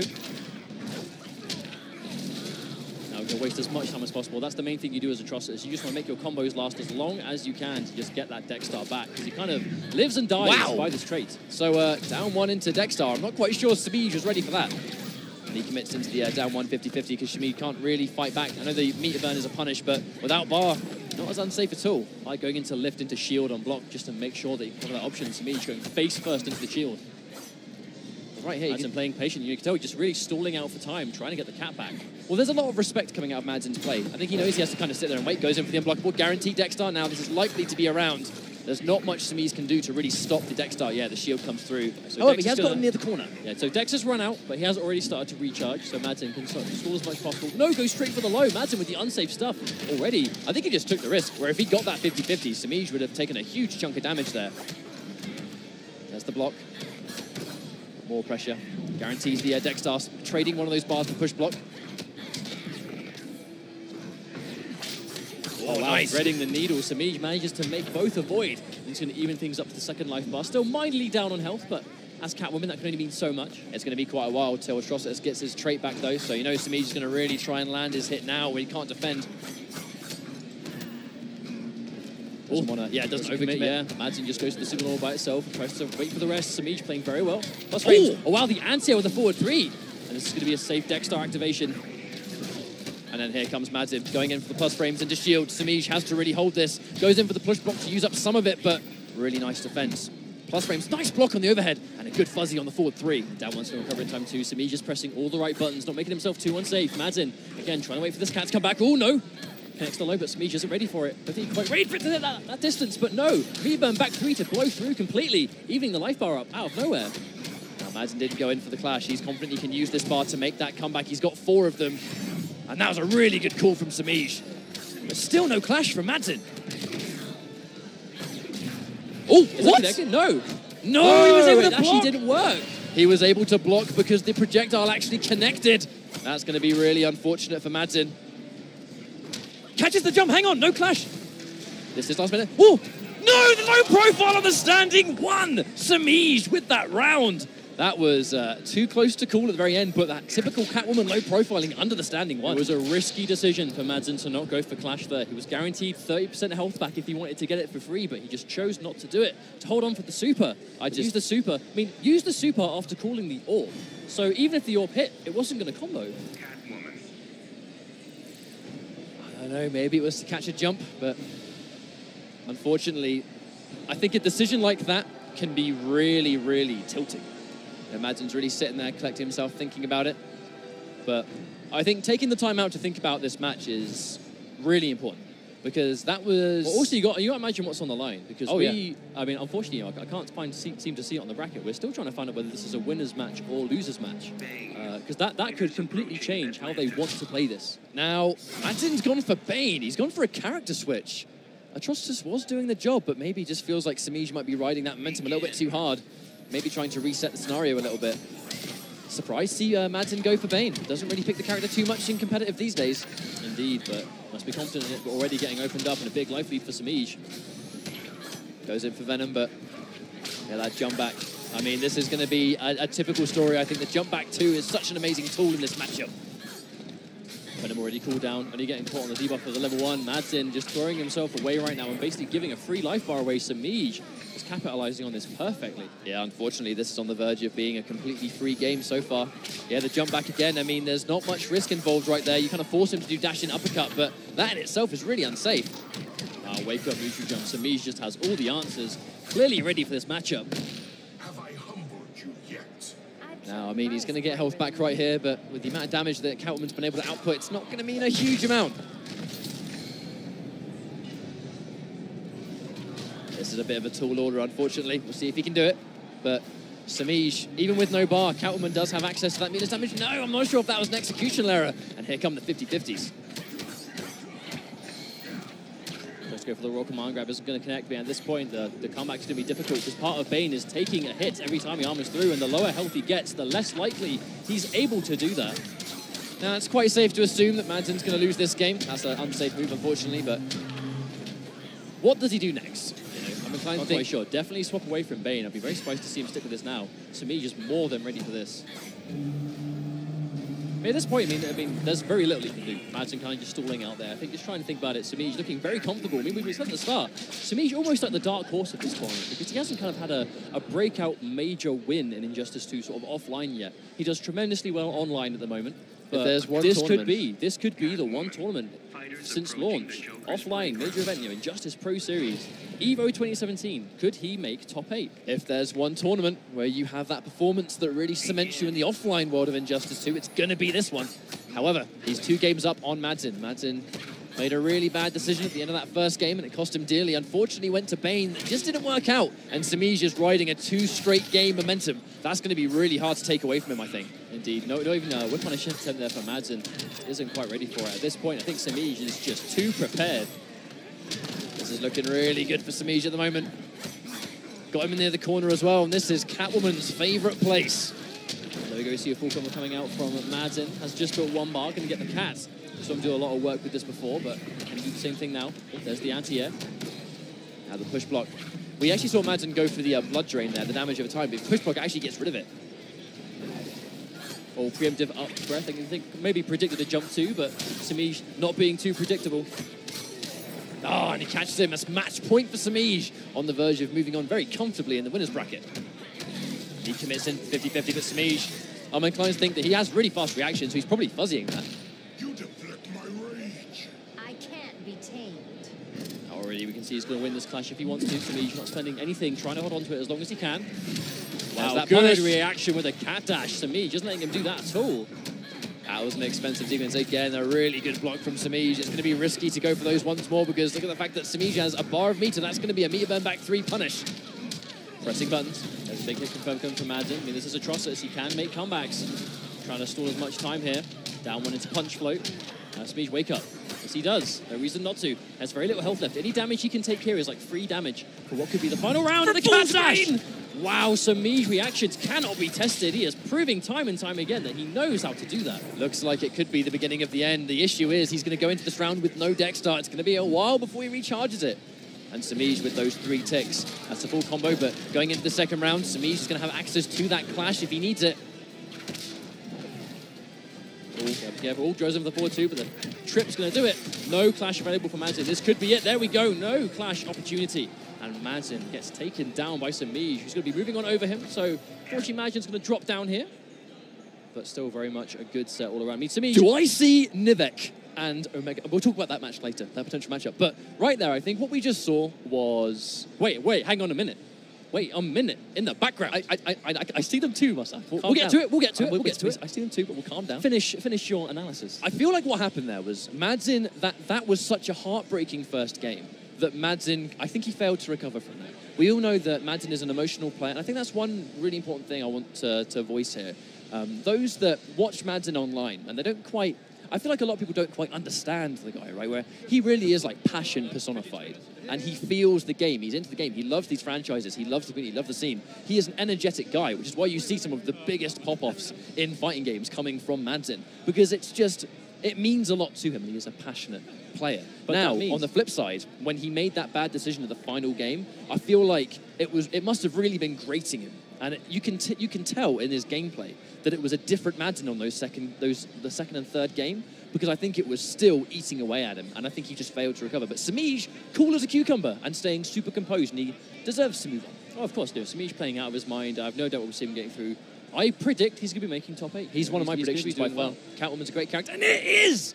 All right, what is this matchup we're about to see? Okay, so it's going to be PND Omega K from the UK and Aris Novak from Greece. So these are 2 long-time European players. Omega K, one of the PND boys, so I'm going to try my hardest not to be biased here, even though it's a combination thing, right? Because he's one of the teammates, one of the PND lot, and he also is the premier Gorilla Grodd going right now. So, Grodd being one of the most exciting characters to watch by far in this entire game, versus Novak, who is a long-time player, big Raiden enthusiast from MK, very successful Greek player. I'd actually say Novak is probably Greece's most successful fighting game player across the board, and is now bringing Supergirl, Omega K. He's going for the tech. Oh! Oh, damn! No. He tried. He promised us. He went, guys, if I get it, I'm going to do this. He goes, if I'm on stream, I'm going to try and land the perfect balance. Unfortunately, that could be foreshadowing. But the matchup could that be a taste of things to come? The matchup is he going to go for swag and drop it? And he is playing Grodd. That's the right character to make that mistake. So the matchup we're definitely about to see is going to be Supergirl versus Gorilla Grodd. It's actually quite a tricky matchup for Gorilla Grodd because she commands a lot of the screen. She hasn't got the damage, though, so he is going to out-damage her tenfold, but he's going to have to be really patient. But 2 European boys, really happy to see them get this far. Gorilla Grodd making it this far in the tournament, I feel, in itself is really impressive, but we'll see if Omega K can get further in this bracket, or whether Novak, who is just coming off a really close set against Coach Steve, where it was 3-2 last possible hit. They're both riding a lot of momentum here. So making sure his dash cancels work, I think that's kind of the important thing. For the crowd likes it. I actually heard a SonicFox. Whoop! Now we'll see what we're looking at. Omega K versus Aris Novak. PND. I'm actually super excited to see this, because this is 2 characters I don't see too much of. Grodd definitely on the never see category, and Supergirl on the not as common, sure. 2 best friends within the scene. Bane. Two best friends within the scene, no doubt. This is losers bracket action, though. They are going to be aware that, I mean, one's going to go home here. One Yep. will advance through, but this is that European team kill. Yeah, we don't have a massive amount of Europeans here at EVO, but they've all got pretty far so far, but this is that guaranteed. So we're guaranteed to get one European a little bit further on. One of them is definitely going to be going home here. I can't describe how warm and fuzzy inside it feels to see these two guys in this bracket this far on. I'm really happy with It's them. because we know the Legacy. effort they've put in, right? These guys have been part of the NRS scene for at least 6 years. We all go way and back. this is why, yeah. They've been to EVO multiple times. They're ready to show what they can do this far on. Well, let's go. This is going to be Super Gold versus Gorilla Grodd. Omega K with the tech and the crispy cancels. But the question is, can he pull it off in this nerve-wracking scenario? What a whiff punish already. But doesn't spend the bar on the launcher, just going to use the block pressure. Wow, catches him. Here comes Omega. The crowd is already feeling this Grodd. Here comes the Grodd loops. Oh, he goes for the reset and he gets him. The crowd can't get enough of it. This is the Gorilla Grodd, Omega K. Already the block pressure coming through. No punish on the Stampede, though. It's punishable, but it's quite a tough punish. Oh! Catches him in midair. He's got him near the corner. That's going to outdo some of his trait time. Novak down on life. This is Super Girl. She's going to hit very hard. But he is a big man. Now he's got him in the corner. Super Girl, she hasn't got a lot of damage, but she's got a lot of setup potential when she's got you here. That knockdown. All tricky stuff. EX Stampede, Meterburn Stampede off the ground just to get through. Oh, I think he was expecting Novak to sit there, but gets caught. Doesn't get the run cancel. Here's the back two. Massive plus frames on hit, and there's the whip punish from Novak. Going to get that quick backdash just to get out. That's probably going to be the life bar, if not very close. We know she doesn't do much damage, but should be able to take this down. Oh, uses the whole trait to do it, and it doesn't even do it. Yeah, I think I expect him going up for the wake-up Stampede because it was actually went for max damage. That's why he ended it in the laser, but didn't quite get it. Oh, he got tagged. Novak getting the sequence in the corner once more. At this stage, Omega needs to try and get the damage, but there we go. The down one into back two. But he's got a bit of work to do. Yeah, quite a lot of meter from both of them, though. Supergirl definitely needing that for damage. Grodd doesn't need it for bar, but he is going to do a lot of... he's getting a lot of utility with his bar. He's got 3 to go with now. Oh, that's going to hurt so much. And the air tech, I understand that decision 100%. There's the reset, catches him. There's the plus frames. Good blocks from Novak, though, they come through. Couple of drops from Omega so far, though. I mean, we say, right, he's not very experienced in this setting. I mean, on stage in front of all these people, this is something that Omega K is not used to. Whereas Novak, he's been on the stage much before, but at the same time, you really feed off the energy, especially with a character like Grodd that you know the crowd is going to be going for. And that down two, easy punish coming out from Novak. That's going to scale quite heavily. There's the Stampede just to get out of dodge. Oh, the bike. Down two, big trade, but here comes the combo. And there's the important wager to get out of that situation. Does spend the bar here, because without bar, I mean, Grodd with 600 damage, that's quite a lot of work without any bar. But Omega K is going to hold on to his. Oh, wow, down into throw, yeah. Whiffs a bit too antsy, but no bar for the meter burn. Meets him in the air. I don't think he was quite ready for it. Oh, drops the Stampede cancel again, but no punish from Novak. Oh! He's going to have no lasers. He's not going to be able to keep him at bay anymore. Oh no, Novak really trying to bait that out now. He's kind of just waiting for the back three. Down one, hang on. Oh, he drops it again. No. The execution. You can definitely see the nerves right here. Omega K, he's going to lose this first game. He's going to be down one, but I really think that it's an execution thing, right? Grodd is very execution heavy, but on this setting, you really need to just get it together. Well, that's the thing, right? Grodd being arguably the most execution heavy character in the game. Novak, you know, off stream has been doing really well. He's been getting all of these crazy stuff going on, but as soon as he sits on stage in front of all these people, there's nothing that can prepare you for that. You kind of just have to learn through doing. You get the first hit, but there we go, delay wake up coming through from Novak, but doesn't have a bar, so can't turn it into big damage.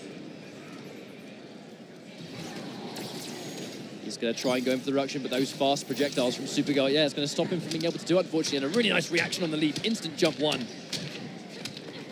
Oh, misses the combo, though. Stampede gets blocked and punished, and he's spinning the bar, too. Now here comes Novak. He's going to get another good corner sequence. He's done a lot of damage here before. Nice corner mix. A wake-up throw, wow. It's good the wake-up Stampede is a really good option for Grodd. Oh, wow, wake-up teleport. There comes the sequence. 1, 2, 3. Oh, no, misses the last one. Unfortunately, missing the restand in front of the background bounce, too. That's a lot of damage to trade off. Oh, doesn't quite get the ground pound either. Oh, the teleport's going to beat that lift clean. Right now, Novak is just playing around this neutral really well. Oh, wow. No! Oh, he goes in for the cancel for the extra damage output. That's another clean punish. Getting the reads on deck now. Wake up. Oh, they trade. Throw coming through, but already we see Omega K massively down on life. This is a tough situation. Good Fuzzy on the forward 3 overhead. Oh, she got a clean punish on that sneaky sweep.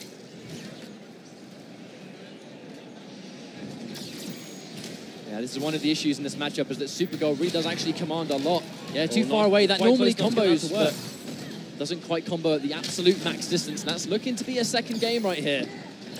Although he's going to get the leap, but I mean, literally 10 points of health remaining. Yeah. That is barely anything at all. She can just breathe on him right now, and that's going to do it.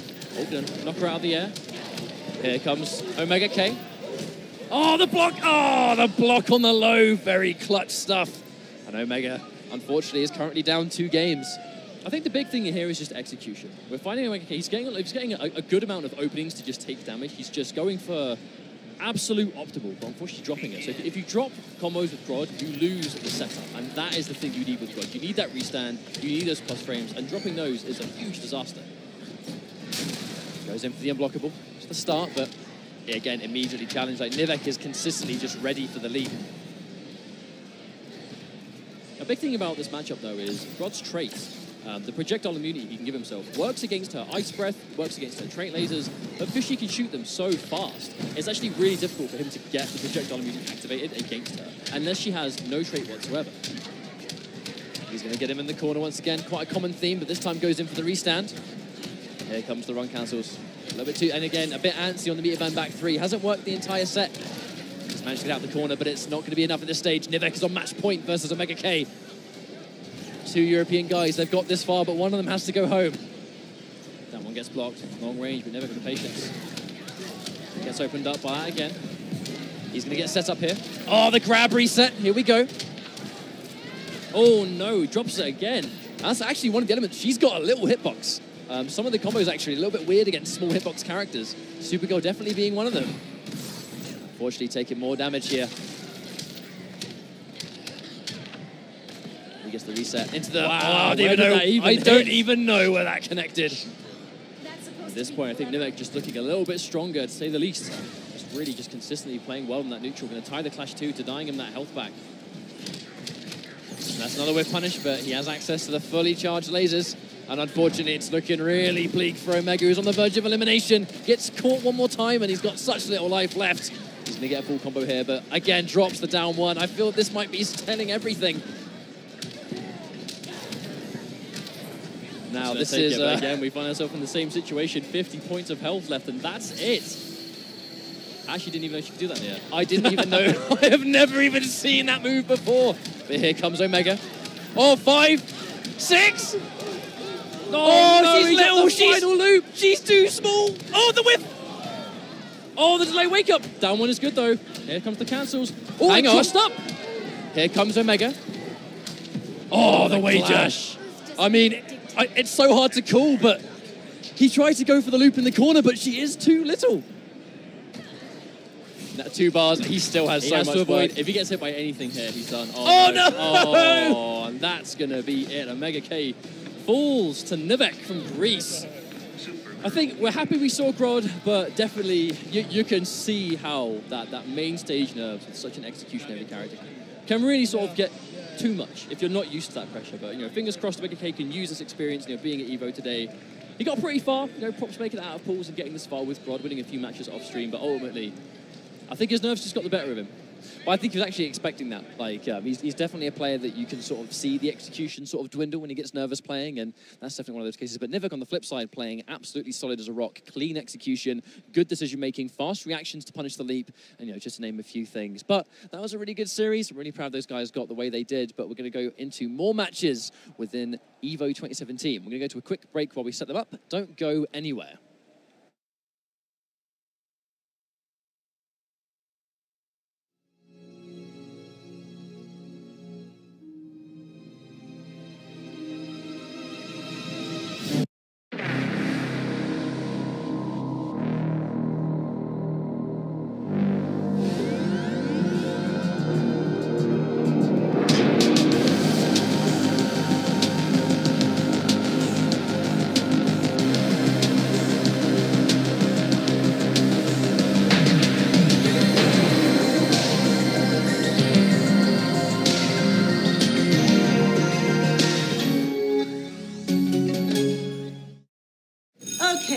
class. We'll be picking up where Get ready for a more vivid window into your games with a stunning 4K display and graphics that bring all the action to life. Peter, are you still with us? The Dell Inspiron 157,000 Gaming with a 7th Gen Intel Core i7 processor. Your screen, super powered. See it in Spider-Man Homecoming. Dell, as real as it gets.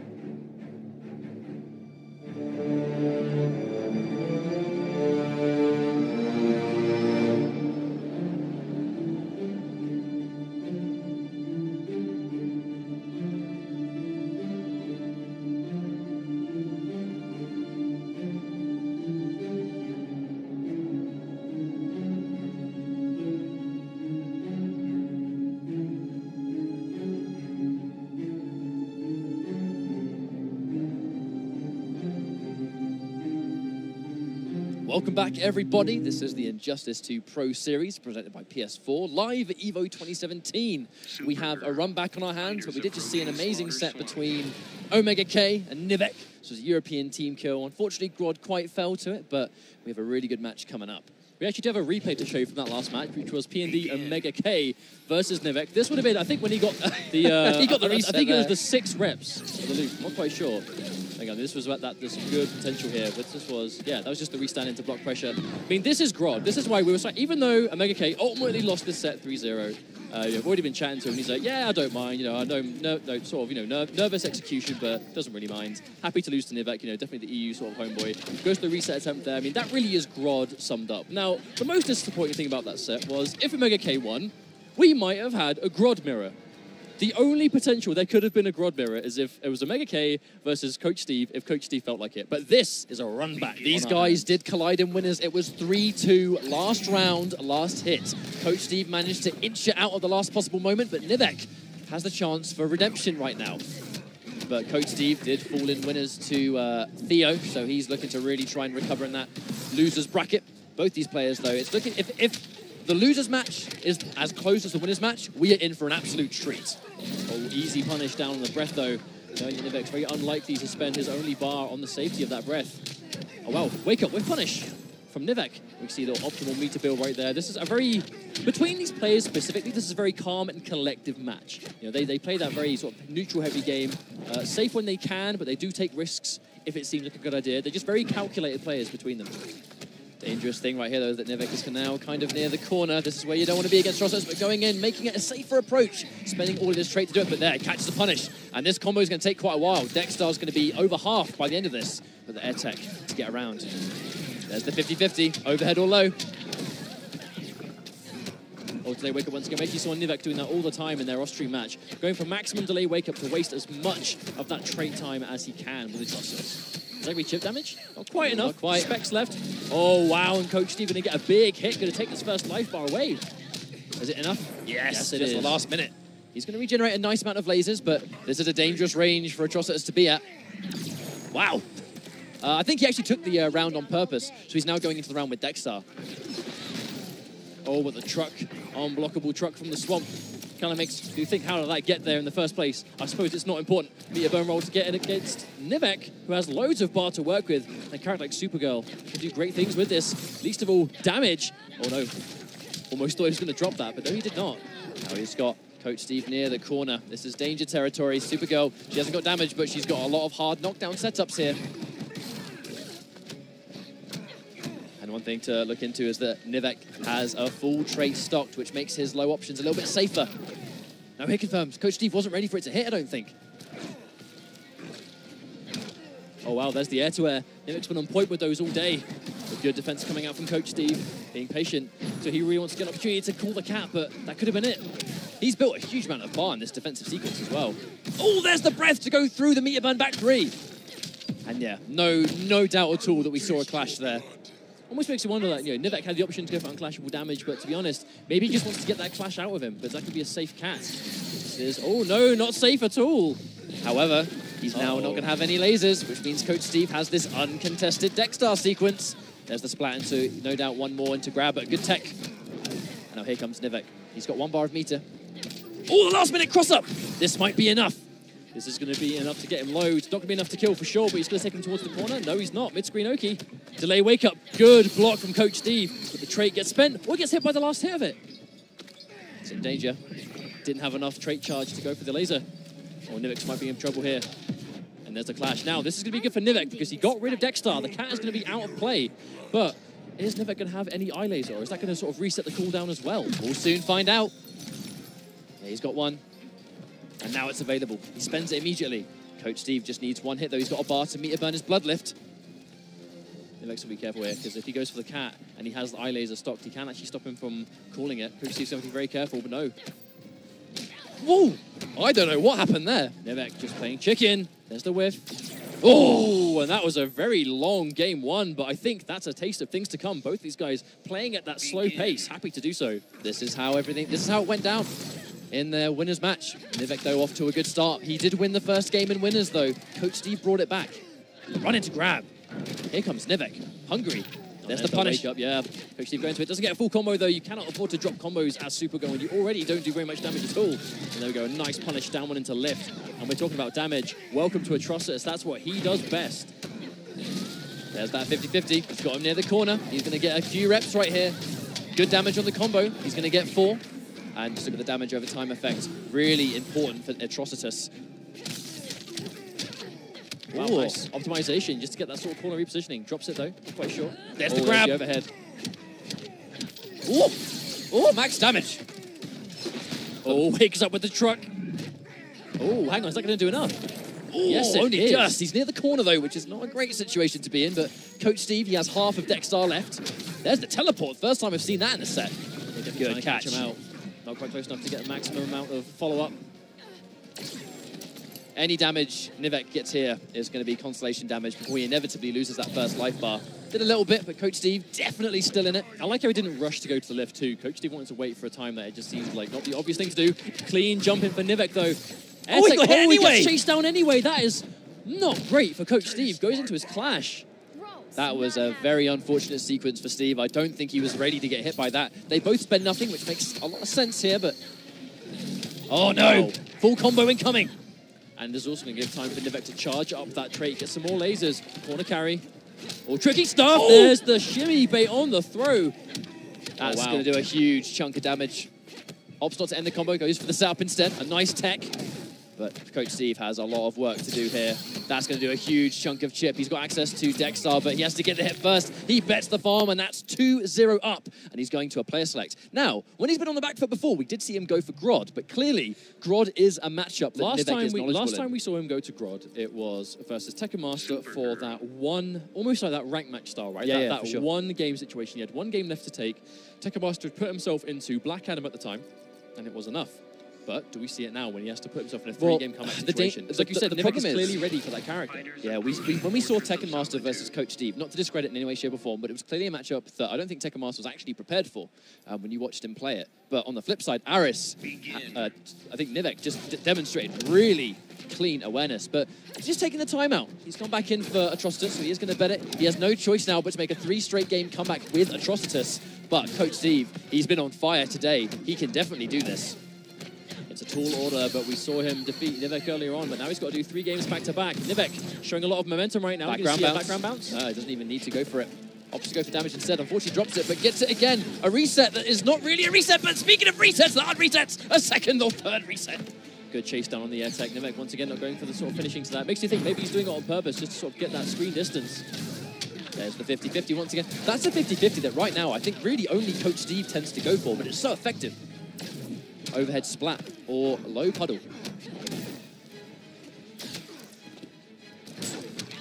Oh wow, Interactable saving Novak, getting him out. And that is one that could be used multiple times. If Nick can keep us back to the left wall, that's going to help him out big time. Spin the bar to make it safe. Yes, he does. Coach Steve tries to get the down one. Oh, doesn't spin it this time in a neutral jump. Going to take him down. Not quite enough. Doesn't spin the bar. Wow, yeah, Novak wants to hold on to the meter to take himself to match point. No trait available, but has almost 2 bars of super meter to work with. Can Novak get this run back and defeat Coach Steve 3-0? Nice patience, but no whiff punish, unfortunately. Tries to do it, but doesn't quite get it. And Novak really starting to stagger that into no overhead or low. That's a trade Novak can afford to take. Slowly but surely losing this. And another interactable coming through. Coach Steve wasn't ready for that. Coach Steve definitely on the back foot, now has to be so careful, but has trait and a full stick of super meter to work with as well. He has the resources, but does he have the clutch?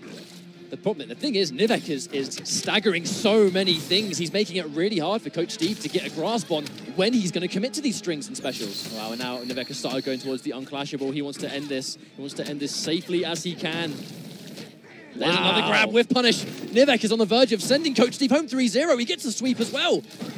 He's looking to get that run back. He wants revenge, but Coach Steve right now might get around here. He has 4 bars, but will he have the chance to use it? Goes for it, lovely tech, but Novak still has so much health left. Coach Steve fighting back until the very end, but as he loses health piece by piece, too little, too late, as Novak from Greece is going to be moving over, and he will take the run back.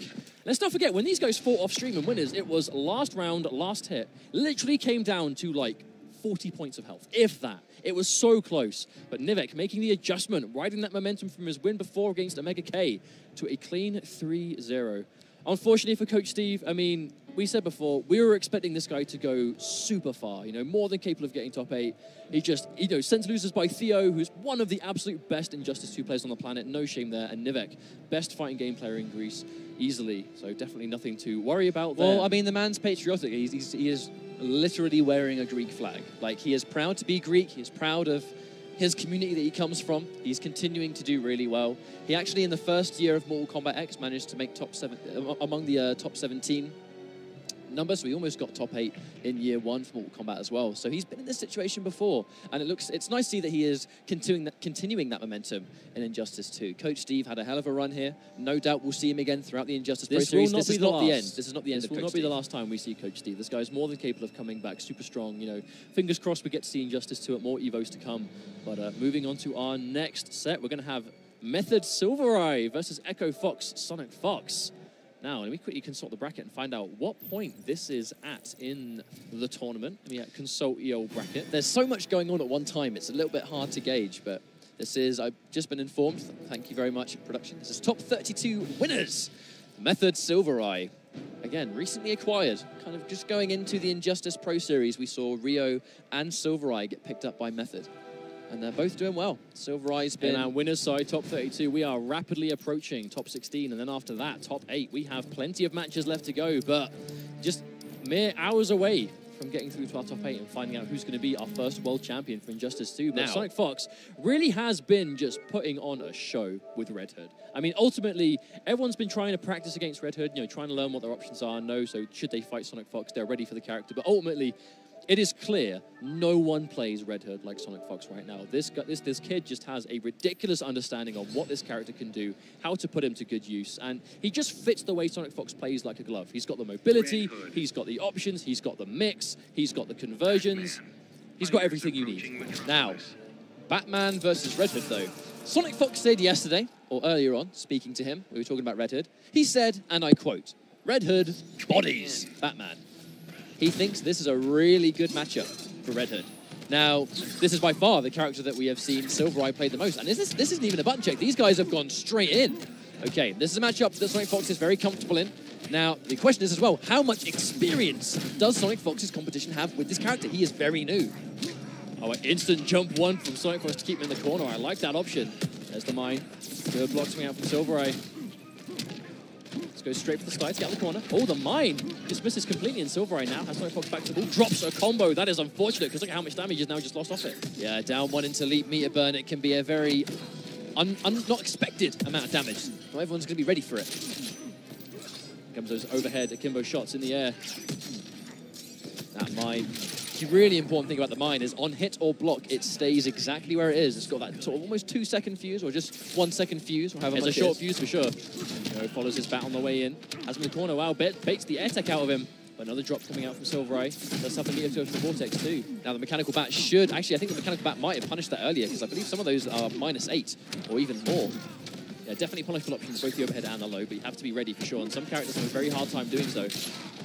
Mixing it up though, you have the sort of that trait ender, those 3 hits into overhead, low, or grab. SonicFox with no fear, just going for the leap. The forward leap actually isn't a true wake-up attack, but it's so fast, it can stuff meaties quite effectively. If you hesitate for a second because you're waiting for that backwards dive, the forward dive can work in certain situations. And you know, SonicFox is good at just getting in those like split-second decisions of what your option's going to be doing. Oh, catches him. Down one leap, no doubt would have caught him, but Silvereye right now is having a hard time. He's managed to get this life bar, but he's got a lot of work to do right here.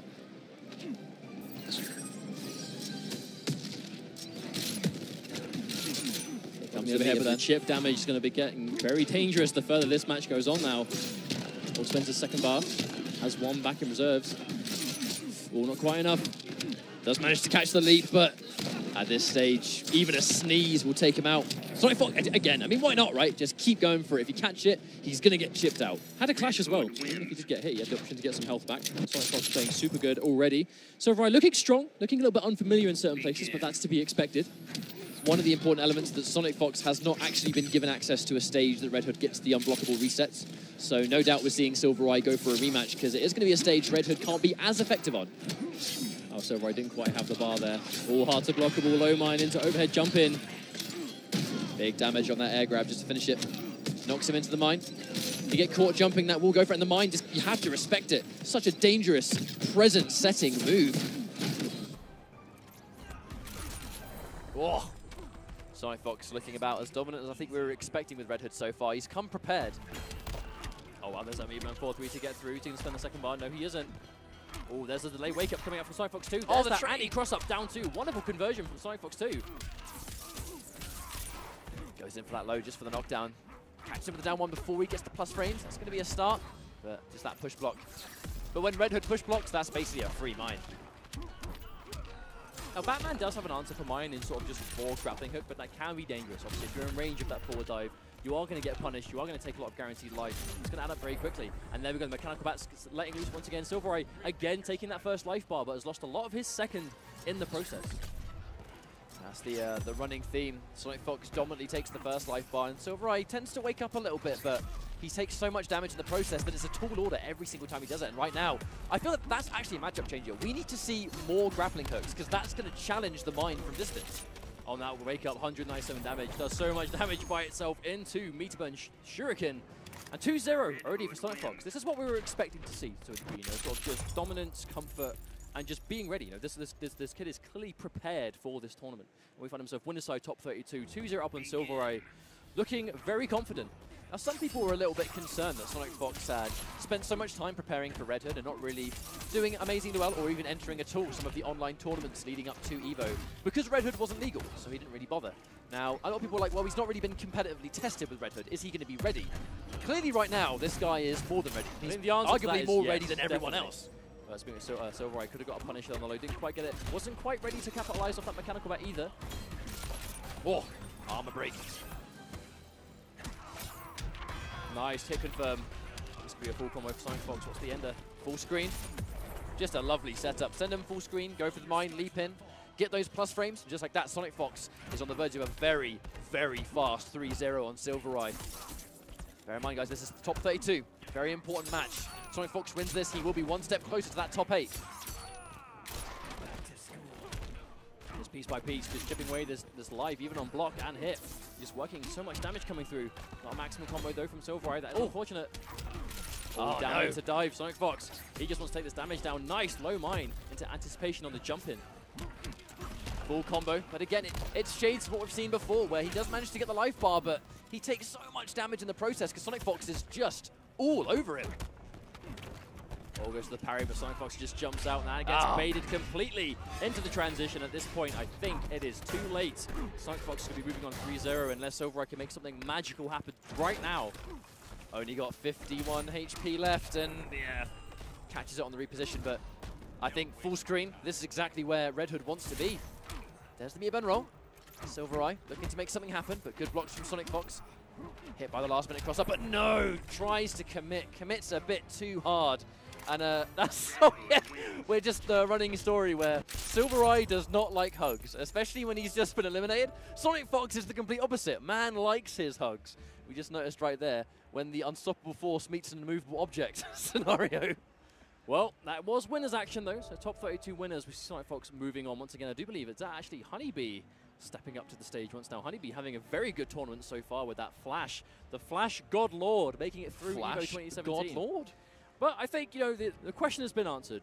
Is SonicFox's Red Hood ready for EVO this year? And the answer is a resounding yes. Absolutely. I do believe, Honeybee versus Gross. This is going to be a good one. You know what? It's almost like we're at the stage of the tournament that we're getting the best players versus the best players. How about that? It's almost like that is that. Ooh, I've just been informed this is a top 8 qualifier. Gross defeated Tekken Master, which is a really important result for him. It's been a bit of a bloodbath so far. We had Samij eliminating Madsen earlier on. We saw Omega K eliminated by Novak. We saw Coach Steve eliminated by Novak.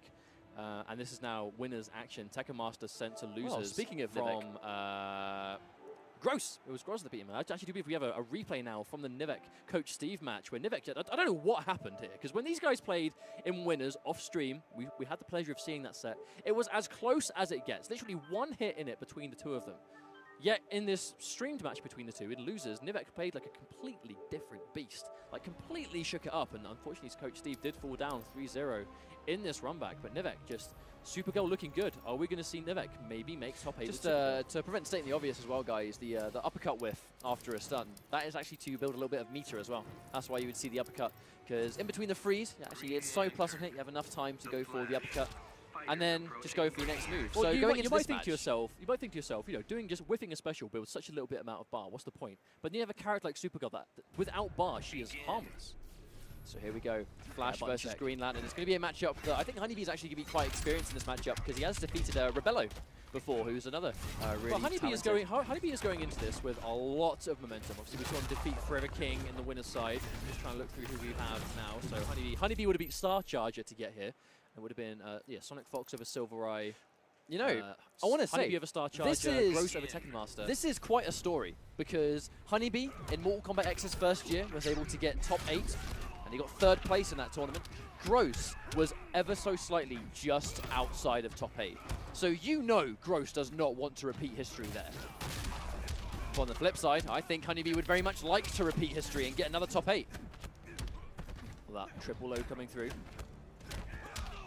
That back one, nice confirmed coming out from Gross. Looked a little bit awkward to get it, but Sky playing Green Lantern once or twice, definitely ready for it. Gross is definitely, I think, very much the premier. It's quite an interesting match because it's the premier Flash versus the premier Green Lantern right now.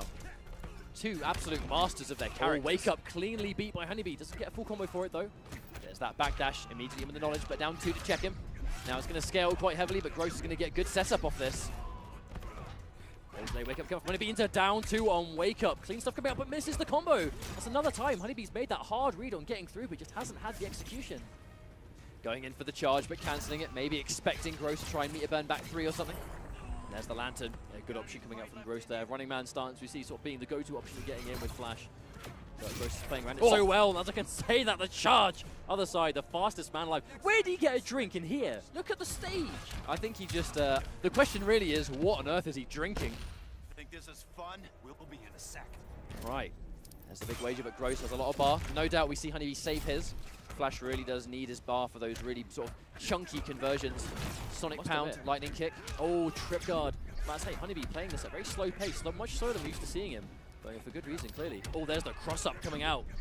We've already seen that it was in fact Gross that used that clash, and Honeybee opting not to use his just yet. There's the Wake Up.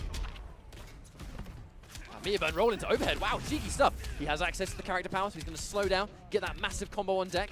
Now he's going to go in for a setup. Oh, anti-jump low, but Gross the Wake Up down 1. Back 1 just to avoid the jump in. That's going to be plus on block, but oh, the ultimate read. Hang on a minute. Whiffs left, right, and center. Make that another whiff on the down 2. Is this going to be a reset?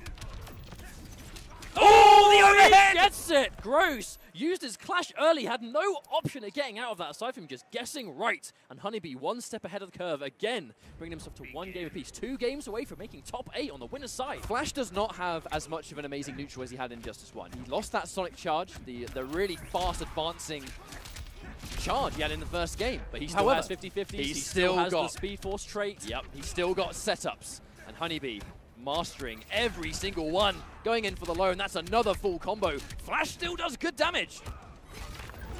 There's the Patience though, getting hit by the wall, sent full screen. Gross has a little bit of space now to build himself up some meter, keep this game going around. This is where Flash is seen to struggle.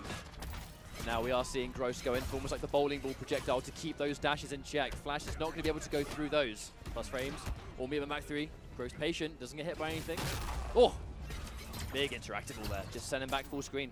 Gross is going to do everything he can to keep Honeybee as far away as possible. Because it's going to be a range of which he commands, but the mid shoots it up. Honeybee spacing, showing strong so right now. What is he drinking? He's drinking liquid skill, liquid speed force. Oh my god. So here we go, there's the meter burn, keeping him in the corner. Good for the setup once again. Tries to win that down too, and at very least it's a trait, so Gross doesn't get hit by a full combo. No punish on the lightning kick. I mean, it is quite a tight punish. You've definitely got to be ready for it, but a clean jump in Honeybee lands a full conversion. And he's opting to go for no trait. He's going to save it for the next touch, no doubt. Using a clash, there's the wake up attack.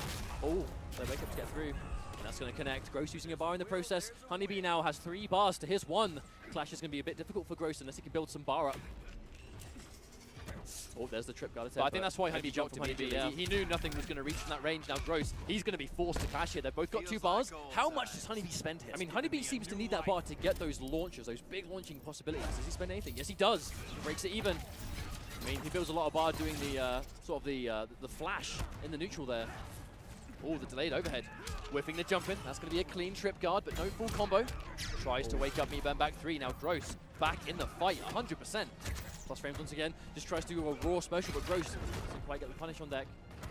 Again, good patience from Honeybee. Gross really trying to get this hit. Hang on. There we go. The overhead is good.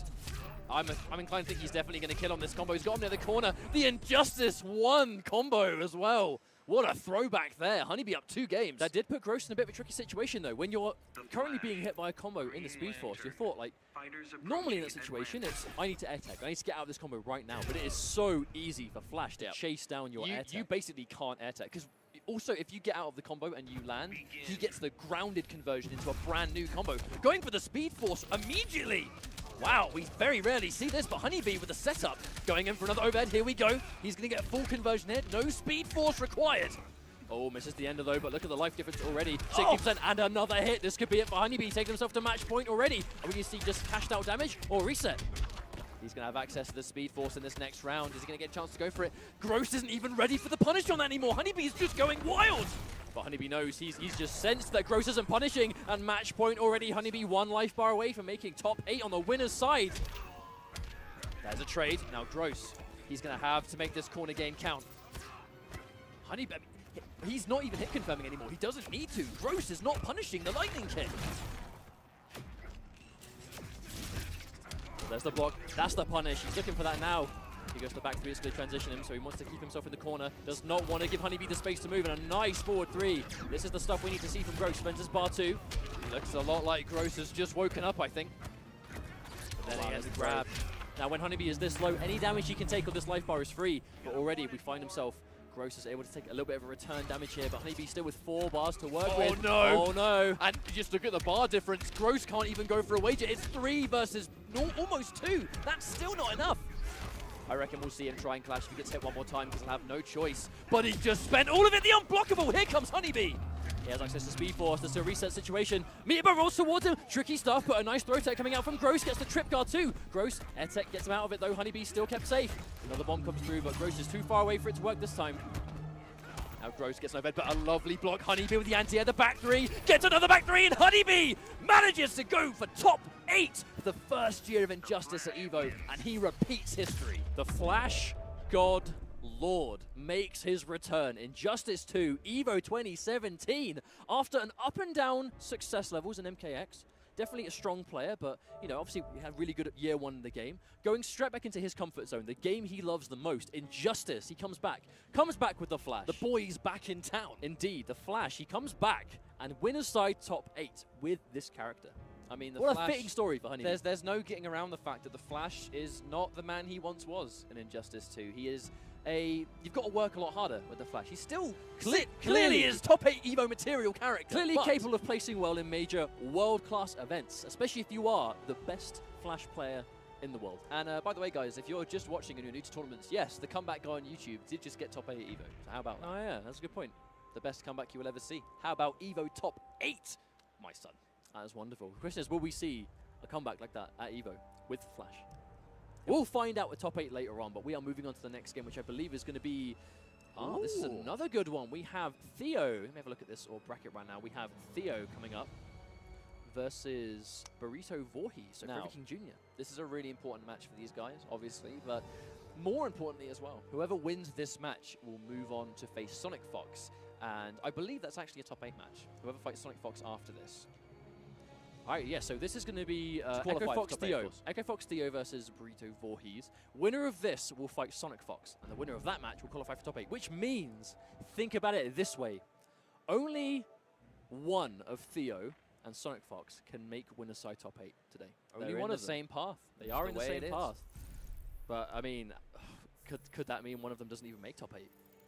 If they get sent down to losers and have a particularly tough opponent, that could happen.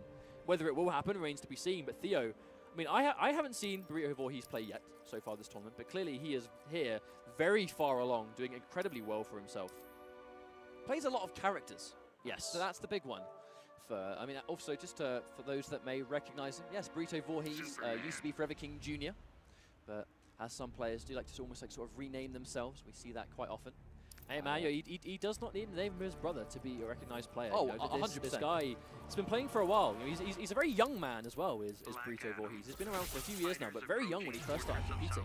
And the longer we go on, the better he becomes. And, you know, looking to be a serious threat already, as we are very, very far into this bracket now. But winner's side, EVO 2017, for Injustice 2. This is going to be a good match. Obviously, knows he plays Black Adam as well, plays Bane too, but I can't imagine we'll be seeing Bane here versus Superman. Most likely going to be Black Adam. I think it's a safe bet. We're getting really far down this bracket. If you can play a fantastic character, then you better make sure you're playing that character. But you know, some of these matches coming up we've had, some of them might have already happened off stream, but we'll have to find out what's happening to them soon. But we know we've got good ones like Slayer versus Scar. You know, that's Rogue versus Echo Fox. I feel like right that was actually played a while ago. I saw that on Twitter. Biohazard, Hayate, Too Easy versus Nubcakes, Dragon versus Illusions. All winner side action. Now, we're going to see who makes it on in this winner's bracket. It's Echo Fox Theo. It's going to be BXA Burrito Voorhees. Now, I'm actually quite interested to see how Burrito Voorhees plays this, because we know Theo is very slow, very calculated, but within reason. He knows when he can get aggressive. He knows when to go in and mix up and rush down. Nice reactions for that down one. That's sort of a Theo special punish. That down one on the Black Adam forward one, just to capitalize into forward 2-3. Now, even when you drop your combo on the end of that background bounce, it's still a hard knockdown. So if you do the background bounce late in the combo and you don't quite get it, it doesn't really matter. You're still going to get set up. That forward one with punish. Opting to actually spend no meter here. He wants to keep it meterless. Good call, I think. Yeah, saving it on the meter bend dive kick, but it doesn't work out. The forward 2 with punish. Theo, crisp reactions. Solid life bar though already. Theo looking as good as we expected him to. Still has that trait loaded. Question is, what can he do with that? At the same time, Burrito Voorhees has those orbs. Theo's been playing around them very well so far. Nice clean B&B, easy stuff coming out from Theo. 430 damage, respectable, just to keep this life lead heavy. But just look, it's just the patient and confident walking back. It's a range that Theo really wants to establish. Unfortunately, tries to go for another internet dive kick, does a little bit of an execution error. Gets a forward 3 by mistake. That is good data for Theo, seeing that he's dropping combos. But with the patience, Theo, he's not pressing anything. He has no interest in putting himself at a bad situation unnecessarily. He is happy to sit there and do nothing and wait for you to make the mistake. Oh, Novak tries to go in for the forward 1-2, but they're just sitting there and blocking. Nice amount of damage, but it goes for a third forward 1-2, doesn't get it. But the down one into Shocker doesn't matter too much. He's going to get the round anyway. He has got Theo where he wants him, though. So if he can keep him in this corner, it's going to be a great situation. Gets the jump kick, but doesn't. Unfortunately, misses the dive kick. And he's managed to fight his way out the corner. He's going to get damaged, but this is where Theo wants to be. After a very shaky start, Burrito Voorhees managing to even things out a bit, though. This is looking good for him. Has that bar to spend. Trying to whiff, like he's just trying to bait with those dive kicks at this point. I think he is. Oh, clean punish. Yeah, regular dive kick, very unsafe on block. Oh, Airtex, and there's the reset from Theo. He has the bar to launch, and the background right where he needs it. Wonderful play by Theo, and how important it can be to have that stage awareness on what interactables you can use. Right, so Theo up 1 game already. Still 3 out of 5 territory. It will be 3 out of 5 throughout, but we always have the potential for long sets here, especially this far down the line. On the flip side, though, we have seen some really dominant performances recently. We saw Novak 3-0 versus Coach Steve. We just saw Honeybee 3-0 versus Gross. The later we get, I mean, the tensions run high. Now he's going back in for Black Adam. Atlantis, though, we're going for a stage change. It looks like it's not the one with all the unblockables. We are going to the secondaries. This one's a little bit more neutral, I think. A little bit less interactable heavy. There's that forward 2-3 trait, down 1 breath. A very typical block string. See a lot of Superman players go for that. Oh, anticipation on the dive kick. Theo jumps back, trying to make it miss. Already has his trait recharged, as well as Black Adam. Burrito Voorhees has the orbs as well. Another forward 2-3 though. Theo gonna land another clean conversion. Sitting on basically 2 bars of meter, so even after he takes that chip damage of that down back 3, I mean, it really is some of the highest chip damage in the game for a single projectile. Oh, indeed, but a nice hit from Burrito, but cannot capitalize. I think he's quite ready, and again tries to, but actually gets punished for it. Theo. Oh, wow. That's the BM laser to follow up. Now, this is still another really good scenario for Theo. Catching another whiff forward 1-2. It's so risky to whiff buttons against this player because he will punish you every time. Theo's spacing is just impeccable. And clearly so. Like, always ready to just sit out of that sort of sweet spot where, you know, you sort of have to say to yourself, am I in range of forward one? Am I not? You stick it out, and just as quickly as you can press that button, Theo is ready to whiff punish. With a jump back, with just standing still, with a down one, always ready. And that's kind of Black Adam's main go-to normal in the neutral, and Theo is just shutting it down completely. There's the interrupt on down one breather, so that's a little bit of knowledge right there, but it might be a little bit too late at this stage. Gets another launch, and even though we see Burrito Voorhees with 4 bars of meter, he could flash if he wants, but I think at this stage he may as well rather just take the damage. Oh, no! And that's why Theo, that's the standard finish for Black Adam to go for orbs into meter burn roll, and Theo already ready to punish that as well. Theo not letting anything get past him. Unfortunately, oh, the black magic whiffs, and the back forward 3 going straight under it. Here comes Forever King, lightning fast in there to coach his little brother. No doubt, needs to give him a hand here. So, what is the choice here? I know he plays a bunch of characters, I know he plays Scarecrow, I know he plays Bane, but whatever he picks now, he's going to be locked into for the rest of this set, guaranteed. You can't really pick Bane against Superman. That's one of the problems. There's not only the damage and the zoning, but a big part of it is the fact that Superman trait negates armor, which means essentially Bane can't get going, because if Superman breaks armor, then Bane can't establish his main tool. Superman. I'm going to see him stick to Black Adam. This is it, make or break. Remember, it's still in winner side action though, so these guys do have a little bit of breathing space to get set down to losers, but obviously the amount of games you have to win from losers is insane. Fighters approaching the Batcave. Actually, just, I believe there's actually, after pools, there is a no coaching rule, which means that Forever King just got booted off the old stage. And that does mean you're on your own. Fighting games are 1v1, and today that much is guaranteed. Not even help from your friends. You need to be ready with as much as you can possibly manage going into it. Well, there we go. Actually manages to get a good hit, but Theo did take the first hit, so he has himself 2 bars already thanks to the damage he just took. But already, Burrito Voorhees has that life advantage. Can he keep it? There's the whiff punish we're looking for. Goes into the meatless black magic. We're going to see that damage start to add up. Set up 2. Oh, the wake up, Theo. I think he tried to go for a cross-up dive kick, but fumbled the input. He got a neutral jump medium, and I don't think that's what he wanted.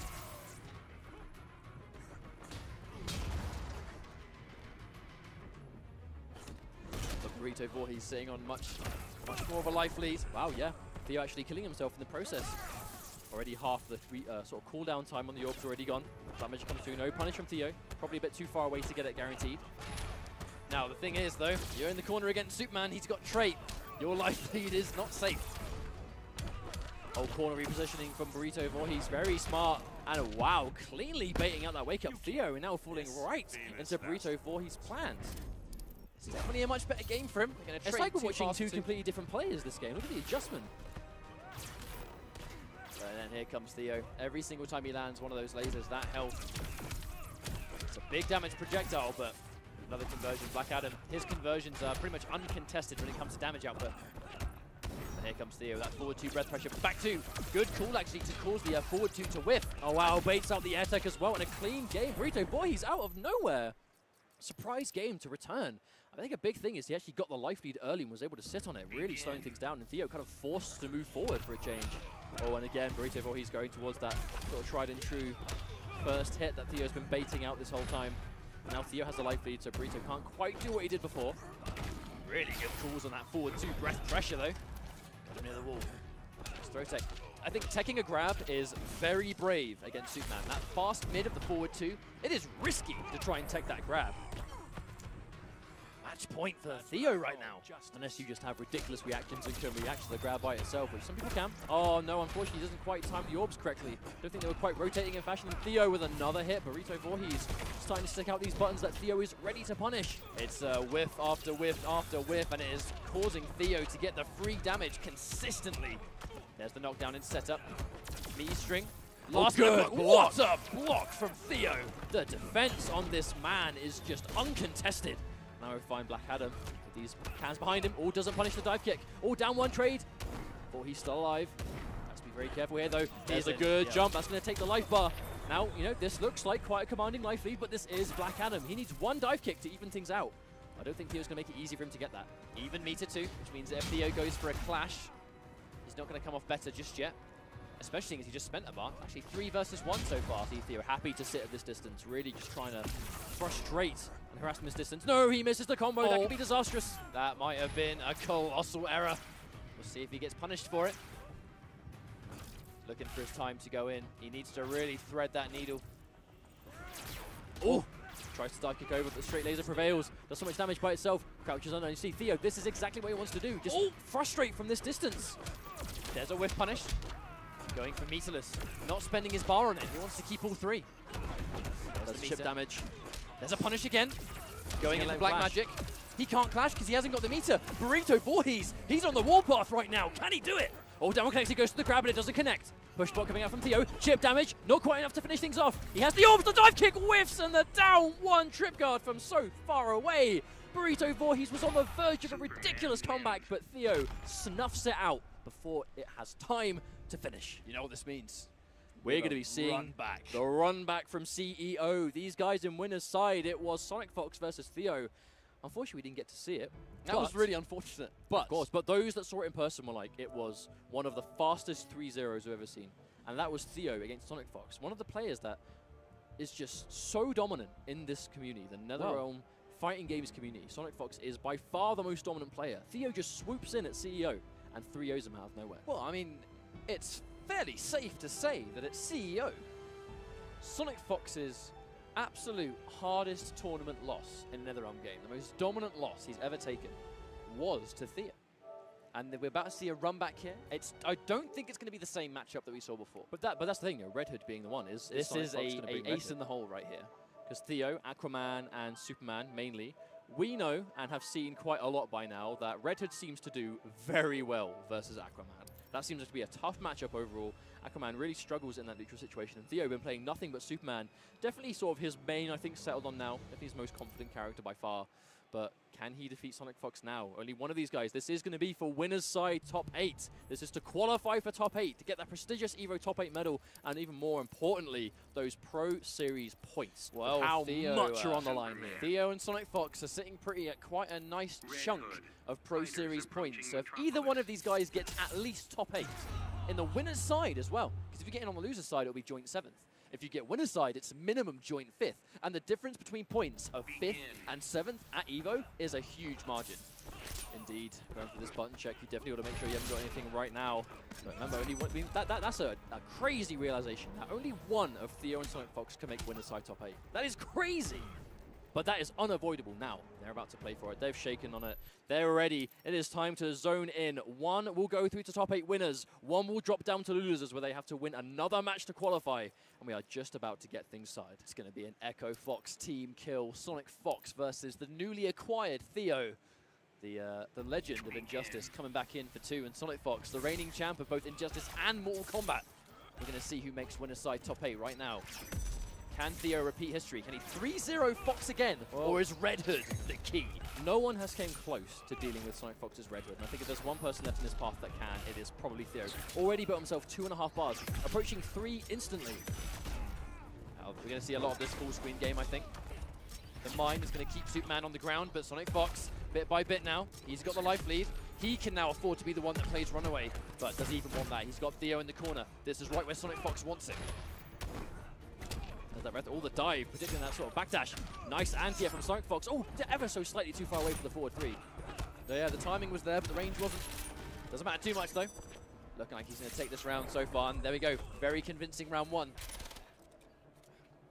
SonicFox playing this matchup perfectly. Theo known for that sort of lane, keep away style. And he just has all the answers so far.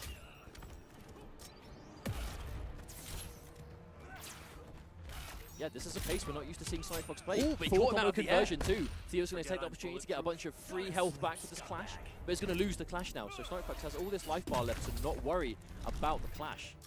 I wonder if that dive into meter burn full combo was actually a punish on the air laser. He did it immediately. Tries to interrupt, but Theo's playing the bar, but aware. SonicFox ready for him to activate trait into down 1 of his own.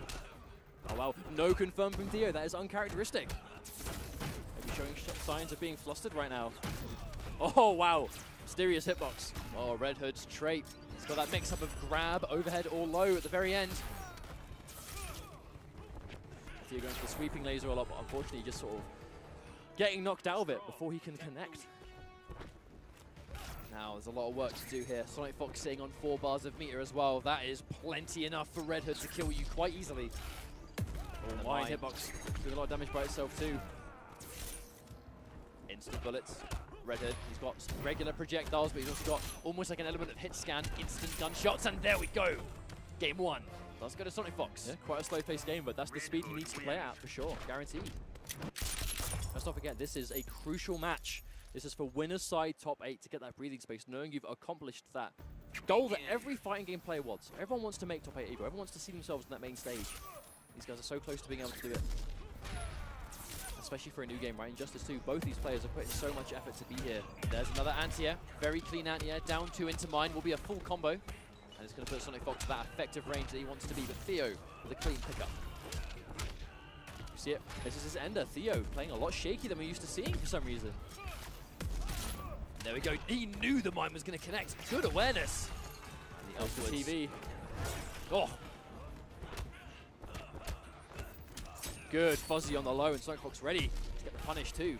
SonicFox is just playing out of his mind. Catches that 2 on the way down. Hard knockdown. What's the mix up? Oh wow, yeah, just a down 1 for Oki. Gonna connect Theo.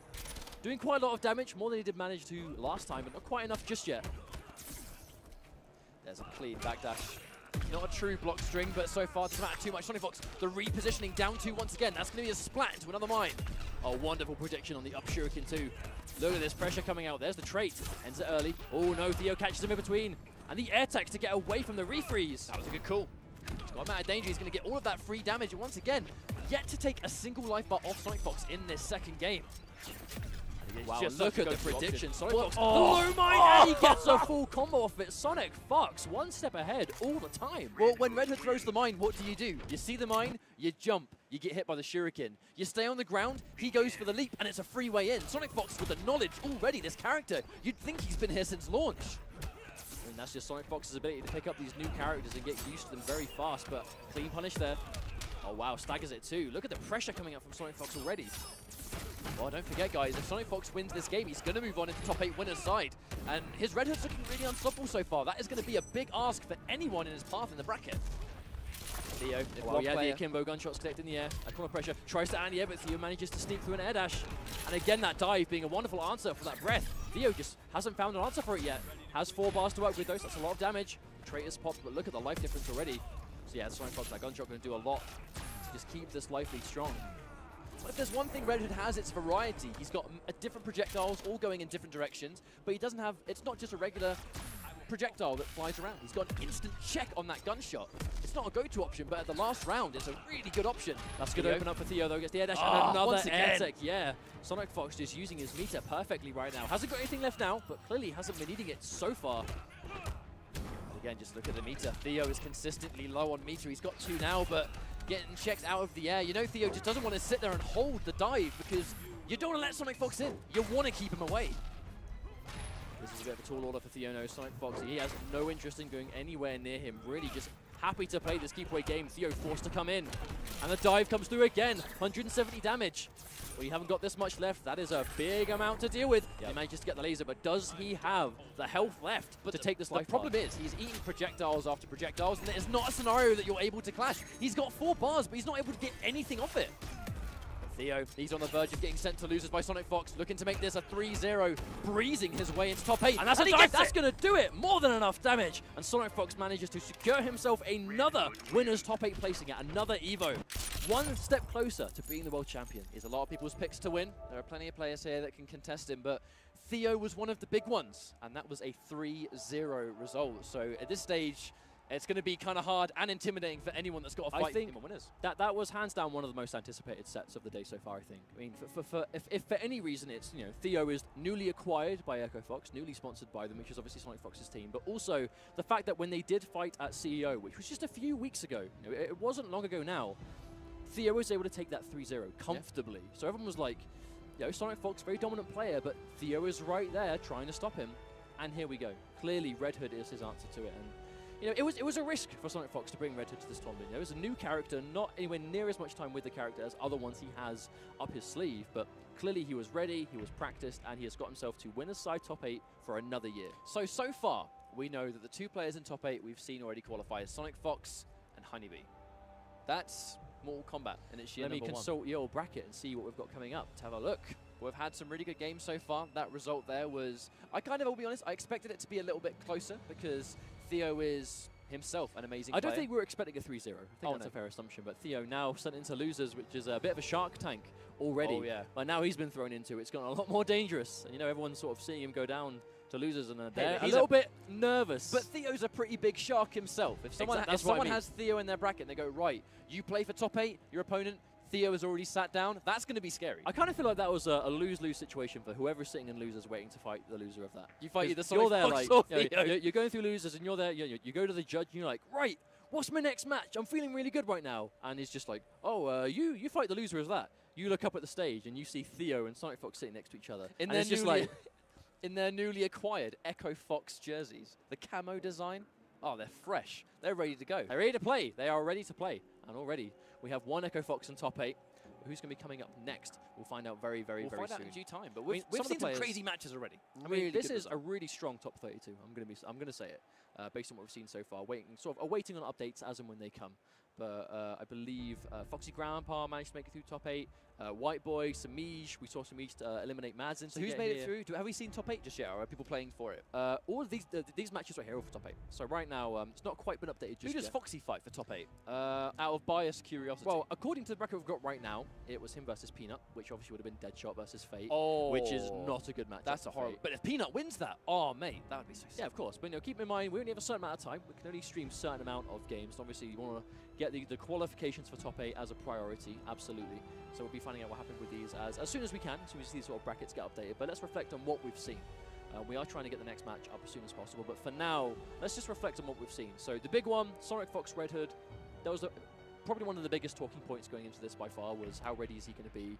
Clearly more than enough, but has proven that, you know. And I actually think that says a lot for how the DLC of Injustice 2 are panning out so far by themselves. Because Red Hood being the first DLC character, historically, you know, people can feel up and down depending on how the characters turn out, but Red Hood feeling very complete, has his own place, is unique, feels unlike any other character in the game, does well versus the top tiers, whilst at the same time not being just completely unbeatable. You know, he doesn't seem to just be this one-size-fits-all character. Definitely has certain things, but not by the way SonicFox is playing him. It's making him look absolutely busted. I think it's really good that NetherRealm, their first DLC character they've released, it's just another healthy addition to the game where he does fine versus all the top tiers. In his own right, he's a solid character. He's just another viable character you can pick among many characters that are viable in tournaments also. So, you know, Sub-Zero's just come out. He's not quite tournament legal I'm curious yet. to see what's going to happen, because Sub-Zero, I mean, let's think of some sort of like major Injustice Pro Series events that we've got coming up that he's probably going to be illegal at. Finality and versus fighting, do we know? Is that going to be within the 30 days? I'm not quite sure. I just have to check the dates over in my head. But we have a bunch of qualifiers left. Yeah, some of the later on ones for sure he's going to be illegal. And, you know, depending on when we see Starfire, you know, we know Starfire is coming next, but we haven't seen a release date or anything. So within the next few months, and obviously already NetherRealm have said balance patch after EVO. I believe we saw that on the, I believe they said that on the Watchtower. But that does mean that, you know, we are going to have, as a community, to adjust to certain things after EVO and get ready for it. But, you know, I for one, welcome it. I think it's going to be really refreshing for the game just to see things shake up a little bit. Yeah, it's going to shake things up some. It's going to give us some, well, no doubt we always see some characters get adjusted in different ways. You know, some of the top tiers may get sort of adjusted a bit, or more importantly, it seems to now be that characters that are considered quite weak will just get a few enhancements so they can kind of compete, sort of take the divide and make it just a little bit smaller. It's what happened at the end of Mortal Kombat X, where the final version of Mortal Kombat X was very much, you could say, the most balanced the game ever was. And it was because the divide between top and bottom was nowhere near as far as it had been in previous iterations. But I tell you who I'm really excited to see, Honeybee. I want to see Honeybee in this top 8. I think right now he is riding a ton of momentum. And the big thing is that he's not been able to travel. He has not been in a situation where he's been able to go, right, especially let's go to all these qualifiers. Yeah, because Bio's been going everywhere. They've not been traveling together. It's been a change. You know, Bio, I'm sure he misses traveling with his brother, because any brother would when you compete with, you know, siblings. It's a great feeling knowing that you've got that person that you can always interact with, and you train together. You're constantly talking about the game. You're discussing things, and you're just mentally and you know, physically with the game preparing you know, for the next tournament, because you've got that constant conversation. It's very useful when you've got two brothers that do that. But at the start of Injustice 2, Bio and Honeybee haven't really had the chance to do that, because Honeybee has not been able to travel due to real-life commitments, and Bio's been kind of going it solo. Bio has seen his fair share. I believe he got 9th at CEO, he got top 8 at Combo Breaker. Haven't quite seen how he's done in this tournament, but he's been doing really well in the Pro Series. And now Honeybee has finally been able to travel, and he's got himself a top 8. Well, I think the biggest sort of diverse thing between them, though, is because Honeybee doesn't really have as much time as Biohazard to play at the moment. We've seen Biohazard with the Bane and Harley Quinn, sort of the pair by themselves, sort of, or the pair together, I should say. Spreading it equally, right? Yeah, to sort of spread out and be as prepared as possible for the majority of the matchups in the game. Whereas Honeybee has just been pure flash. Just one flash. I know he's played Aquaman here and there, but hasn't really had anywhere near as much success with his Aquaman as he has Flash. So really just that tried and true Flash specialist here, which we've seen not always be a effective thing. But actually, let's move on to the next match we have going on, which could be a Catwoman mirror match. Now it's Samij versus a Foxy Grandpa. This is really far down in this bracket. We are indeed. I'm going to have a quick consult of this bracket to see what we've got going on. I believe Samij fell to Nubcakes, and it was Foxy that lost to Tekken Master. Hang on a minute. So let's have a look. So for top 8 winners, we have SonicFox over Theo, Honeybee over Gross, Hayate over Slayer, and Dragon over Nubcake. So the 4 people in winner's side top 8 is going to be SonicFox, Honeybee, Hayate, and Dragon. Now, has Hayate been playing... Do you think that's been all Robin? Because I know he's been working on a Black Adam. I mean, he's been playing a lot of Robin. I see. So the winner of this match, I believe, is going to be playing Slayer to qualify. This is Stress City now for these guys. Now, Foxy himself plays both Catwoman and Deadshot. Deadshot's definitely his sort of go-to character right now. It's definitely the closest thing to Piercing Molina from Mortal Kombat X. A very grounded, slow, calculated game. And there is one character, though, that Catwoman does really well against, and that's going to be Deadshot. So even though he picks Deadshot for most matchups, I think Catwoman Mirror is his answer to Catwoman. Okay, now this is going to be interesting. How is this going to go down? Catwoman Mirror match to start things off. Foxy with the back 3. Anti-air attempt from Samij isn't going to quite connect. But Catwoman has that really dangerous element of a 50-50 where it's, I believe it's standing 1 into either the overhead flip or the low. Back 3 actually loses to a normal. You don't see that every day. No cat dash though from Samij to confirm on that, and again doesn't have the bar to do so. And the back 3 meter burn coming through for a big launch. Foxy looking really good in this first round, but we saw Samij take it over Madsen earlier in this tournament. He looked really comfortable. But that being said, you know, Foxy and Madsen, those like defining European training partners, Foxy is going to be desperate to get that revenge from Madsen here and to move on before. Oh, yeah, eats up the wake up. Doesn't quite get the punish though. Foxy probably waiting for a combo that just didn't come, but look at Samij in the corner. Good adjustment from Samij, and yeah, spacing up that back 3 perfectly with a nice whip punish. Samij taking away that first life bar. Just sitting there and waiting for it, really. Oh, wow. That he was quite ready for that to hit. Yeah, I don't think anyone was. Foxy was the last person to expect that. Samij now has Foxy in the corner. Wake up backdash to get out of there, but tries to go for the anti-air. There's that trait. One thing, Catwoman's trait is a fantastic wake up. Look at this mobility. Samij just being so slippery right now. Clean anti-air. You don't see that every day. Or wake up of his own. Foxy Grandpa, though, massively down on life. I've got a feeling in this match we're going to see a lot of the same things. I know that's obvious in the mirror match, but they both have very similar metas with Catwoman too. Foxy Grandpa with a commanding meter lead, but Samij way more health to work with. They're both actually looking for something to whiff punish. They're really sitting almost at jump distance, but clean down to anti-air, but tries to go for an air tech. Would like to have seen a clash instead, I think, especially with the low bar that Samij has. And by low, I mean non-existent. Goes for a clash now, but I'm not quite sure the logic behind air tech before clash. Because surely use the bar to get health back when possible. Foxy with the 2 dashes, but Samij whiffs, but no whiff punish. Hang on a minute, gets knocked down. There's that back 3. Back 3, yes, be careful. Samij has been spacing himself perfectly to get the whiff punish on that. And he's going to try just to get the cat dash confirmed.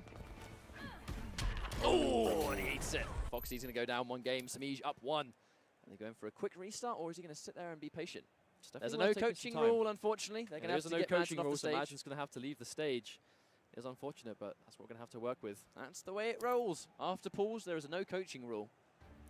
Indeed, so Madsen has been asked to leave the stage as we go into game number 2 here. Foxy down 1 game to Samij so far. But in this mirror in particular, they're really trying to sit out You actually notice how far they both have to actually stay to cause moves to whiff. That is how much range Catwoman enforces. Oh, wow, the wake-up gets baited out clean by Samij, but again doesn't have a bar to get for the cat dash. The combo extension. Wow, max range trip too. And there's that low launch, but he just baited it. And another wake-up getting baited out. Yeah, Samij is completely in control so far. And the meter burn back 3, a clean hit. Again, Samij halfway through winning this set. All 3 life bars in total have gone. Foxy having a hard time really getting in on Samij, but his blocks have been superb as well. Empty jump, probably trying to bait the back 3. Gets it eventually, but Foxy's got a lot of work to do. There's the whiff, doesn't get the whiff punish in time though. Samij sticking out all the right buttons to keep himself safe. Clean jump in though, but doesn't turn into a full combo. Yeah, definitely going to be much more damage. Doesn't take it. There's that whip trip once again. Oh, nice. The whiff into backdash. Another whiff punish. The dangerous thing now is that Samij has a fully stocked trade. So if he hits the wake-up attack, he's going to do so much damage here. And that's 2 bars wasted. Samij keeping himself as safe as possible. Just knows his spacing. There's whip trip guard. Good block on that too. Samij's blocks have been brilliant. Yeah, really on point. Foxy catches him, but doesn't get the final confirm. Now he gets a life bar on the board, but still. They've both got pretty much identical meter. There's about 500 damage separating them though, which is about 1 and a bit of Catwoman combos. Oh, they're both just really trying to not get whiff punished there. Speaking of whiff, the cat dash doesn't connect. Wake up back 3, Samij trying to get out. Is when Samij is getting the whiff punishes, he's getting like maximum damage. He's getting a lot of sort of launching potential, and Foxy's sort of being more reserved on his bar. Back 3's trade, but Foxy's had armor because he spent a bar. Oh, there's the late wake up from Samij. Foxy gets anti-ed clean. Samij with a massive amount of life left, so the clash is not going to be anywhere near as good, and the wake up gets baited. Opts not to go for clash though. I mean, I know he couldn't really have much health, but goes for it last minute. I think he realized that the setup into damage wasn't going to be too much, but he decides at the last minute he should have clashed earlier, I think. Yeah, Samij's going to spend both bars, taking that damage guaranteed away. Very low is Foxy. Has to be careful.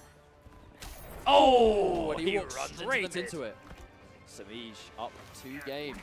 That was kind of hard to call at the last minute, but running straight into the mid, really good answer. Samij is 1 game away from facing Slayer to see who makes top 8 on the loser side. This is far into the tournament, but as it goes, only one of these players will move on. And Samij getting this rush down on point, overwhelming Foxy right now as he gets another hit. This is a great start for Samij. A bit different to what I've seen before, being very aggressive. Back three's going to get him out of there. Almost gets armor broke, but not quite in time. Good block. I mean, Samij's blocks on the defense have been incredible so far. There we go. Match point for Samij. Foxy on the verge of going home right here. He needs to make something happen right now. Oh, he walks into it. But again, that's it. You know, when Samij gets the whip punishes, he's turning it into a massive amount of damage. Tries to anti-air, but it does not work. The clash comes out of Foxy. Going to be guaranteed health here, but I mean, look at the life difference. This is going to be a hard work to bring this game back. Samij so close to moving on through the loser side. And you know he wants it too. We were talking earlier about this could definitely be his breakout performance. Looking to make it happen and looking to be on super good form right now. Back to gets chewed up by the jumping, it's down 2. That was weird. Oh, there's the whiff punish. That's probably going to be the life bar if he drops this, which isn't going to happen. And again, we saw Foxy Grandpa almost take the comeback last time, so definitely still possible, even on bar. Let's not forget, Foxy does not have access to clash anymore. There's the patience once again from Samij. And another whiff punish taken into a full combo. That's a confirm. Big chunky damage. The block on the low launch, tries to go for a back 3, but again, caught by the mid. And now he's in dangerous territory. And there's the jump in, but he doesn't get the bait in time. That could have been a full combo. Foxy wasn't ready to hit confirm. Backdashes to safety. Back to back, back 3, but Samij with the patience. Now he only needs 1 more hit. Foxy gets hit by the jump in, and Samij defeats Foxy Grandpa and moves on in this losers bracket. Samij having the tournament of his life so far in losers, but still fighting strong, eliminating both Madsen and Foxy Grandpa. Having a good path so far, and it's going to be Samij versus Slayer, I believe, for losers. Right, so I've actually just been informed that it looks like they're getting ready to commence this top 8 on EVO, twitch.tv/EVO. So it's been a really fast turnaround. We've had loads of games. We've got plenty of time throughout the top 8 to collect on what we've seen, but right now, I think we have a top 8 to get started for Injustice 2. So thank you very much for being with us. We'll see you on twitch.tv/EVO, where the top 8 for the Injustice 2 Pro Series at EVO will start very soon. Well.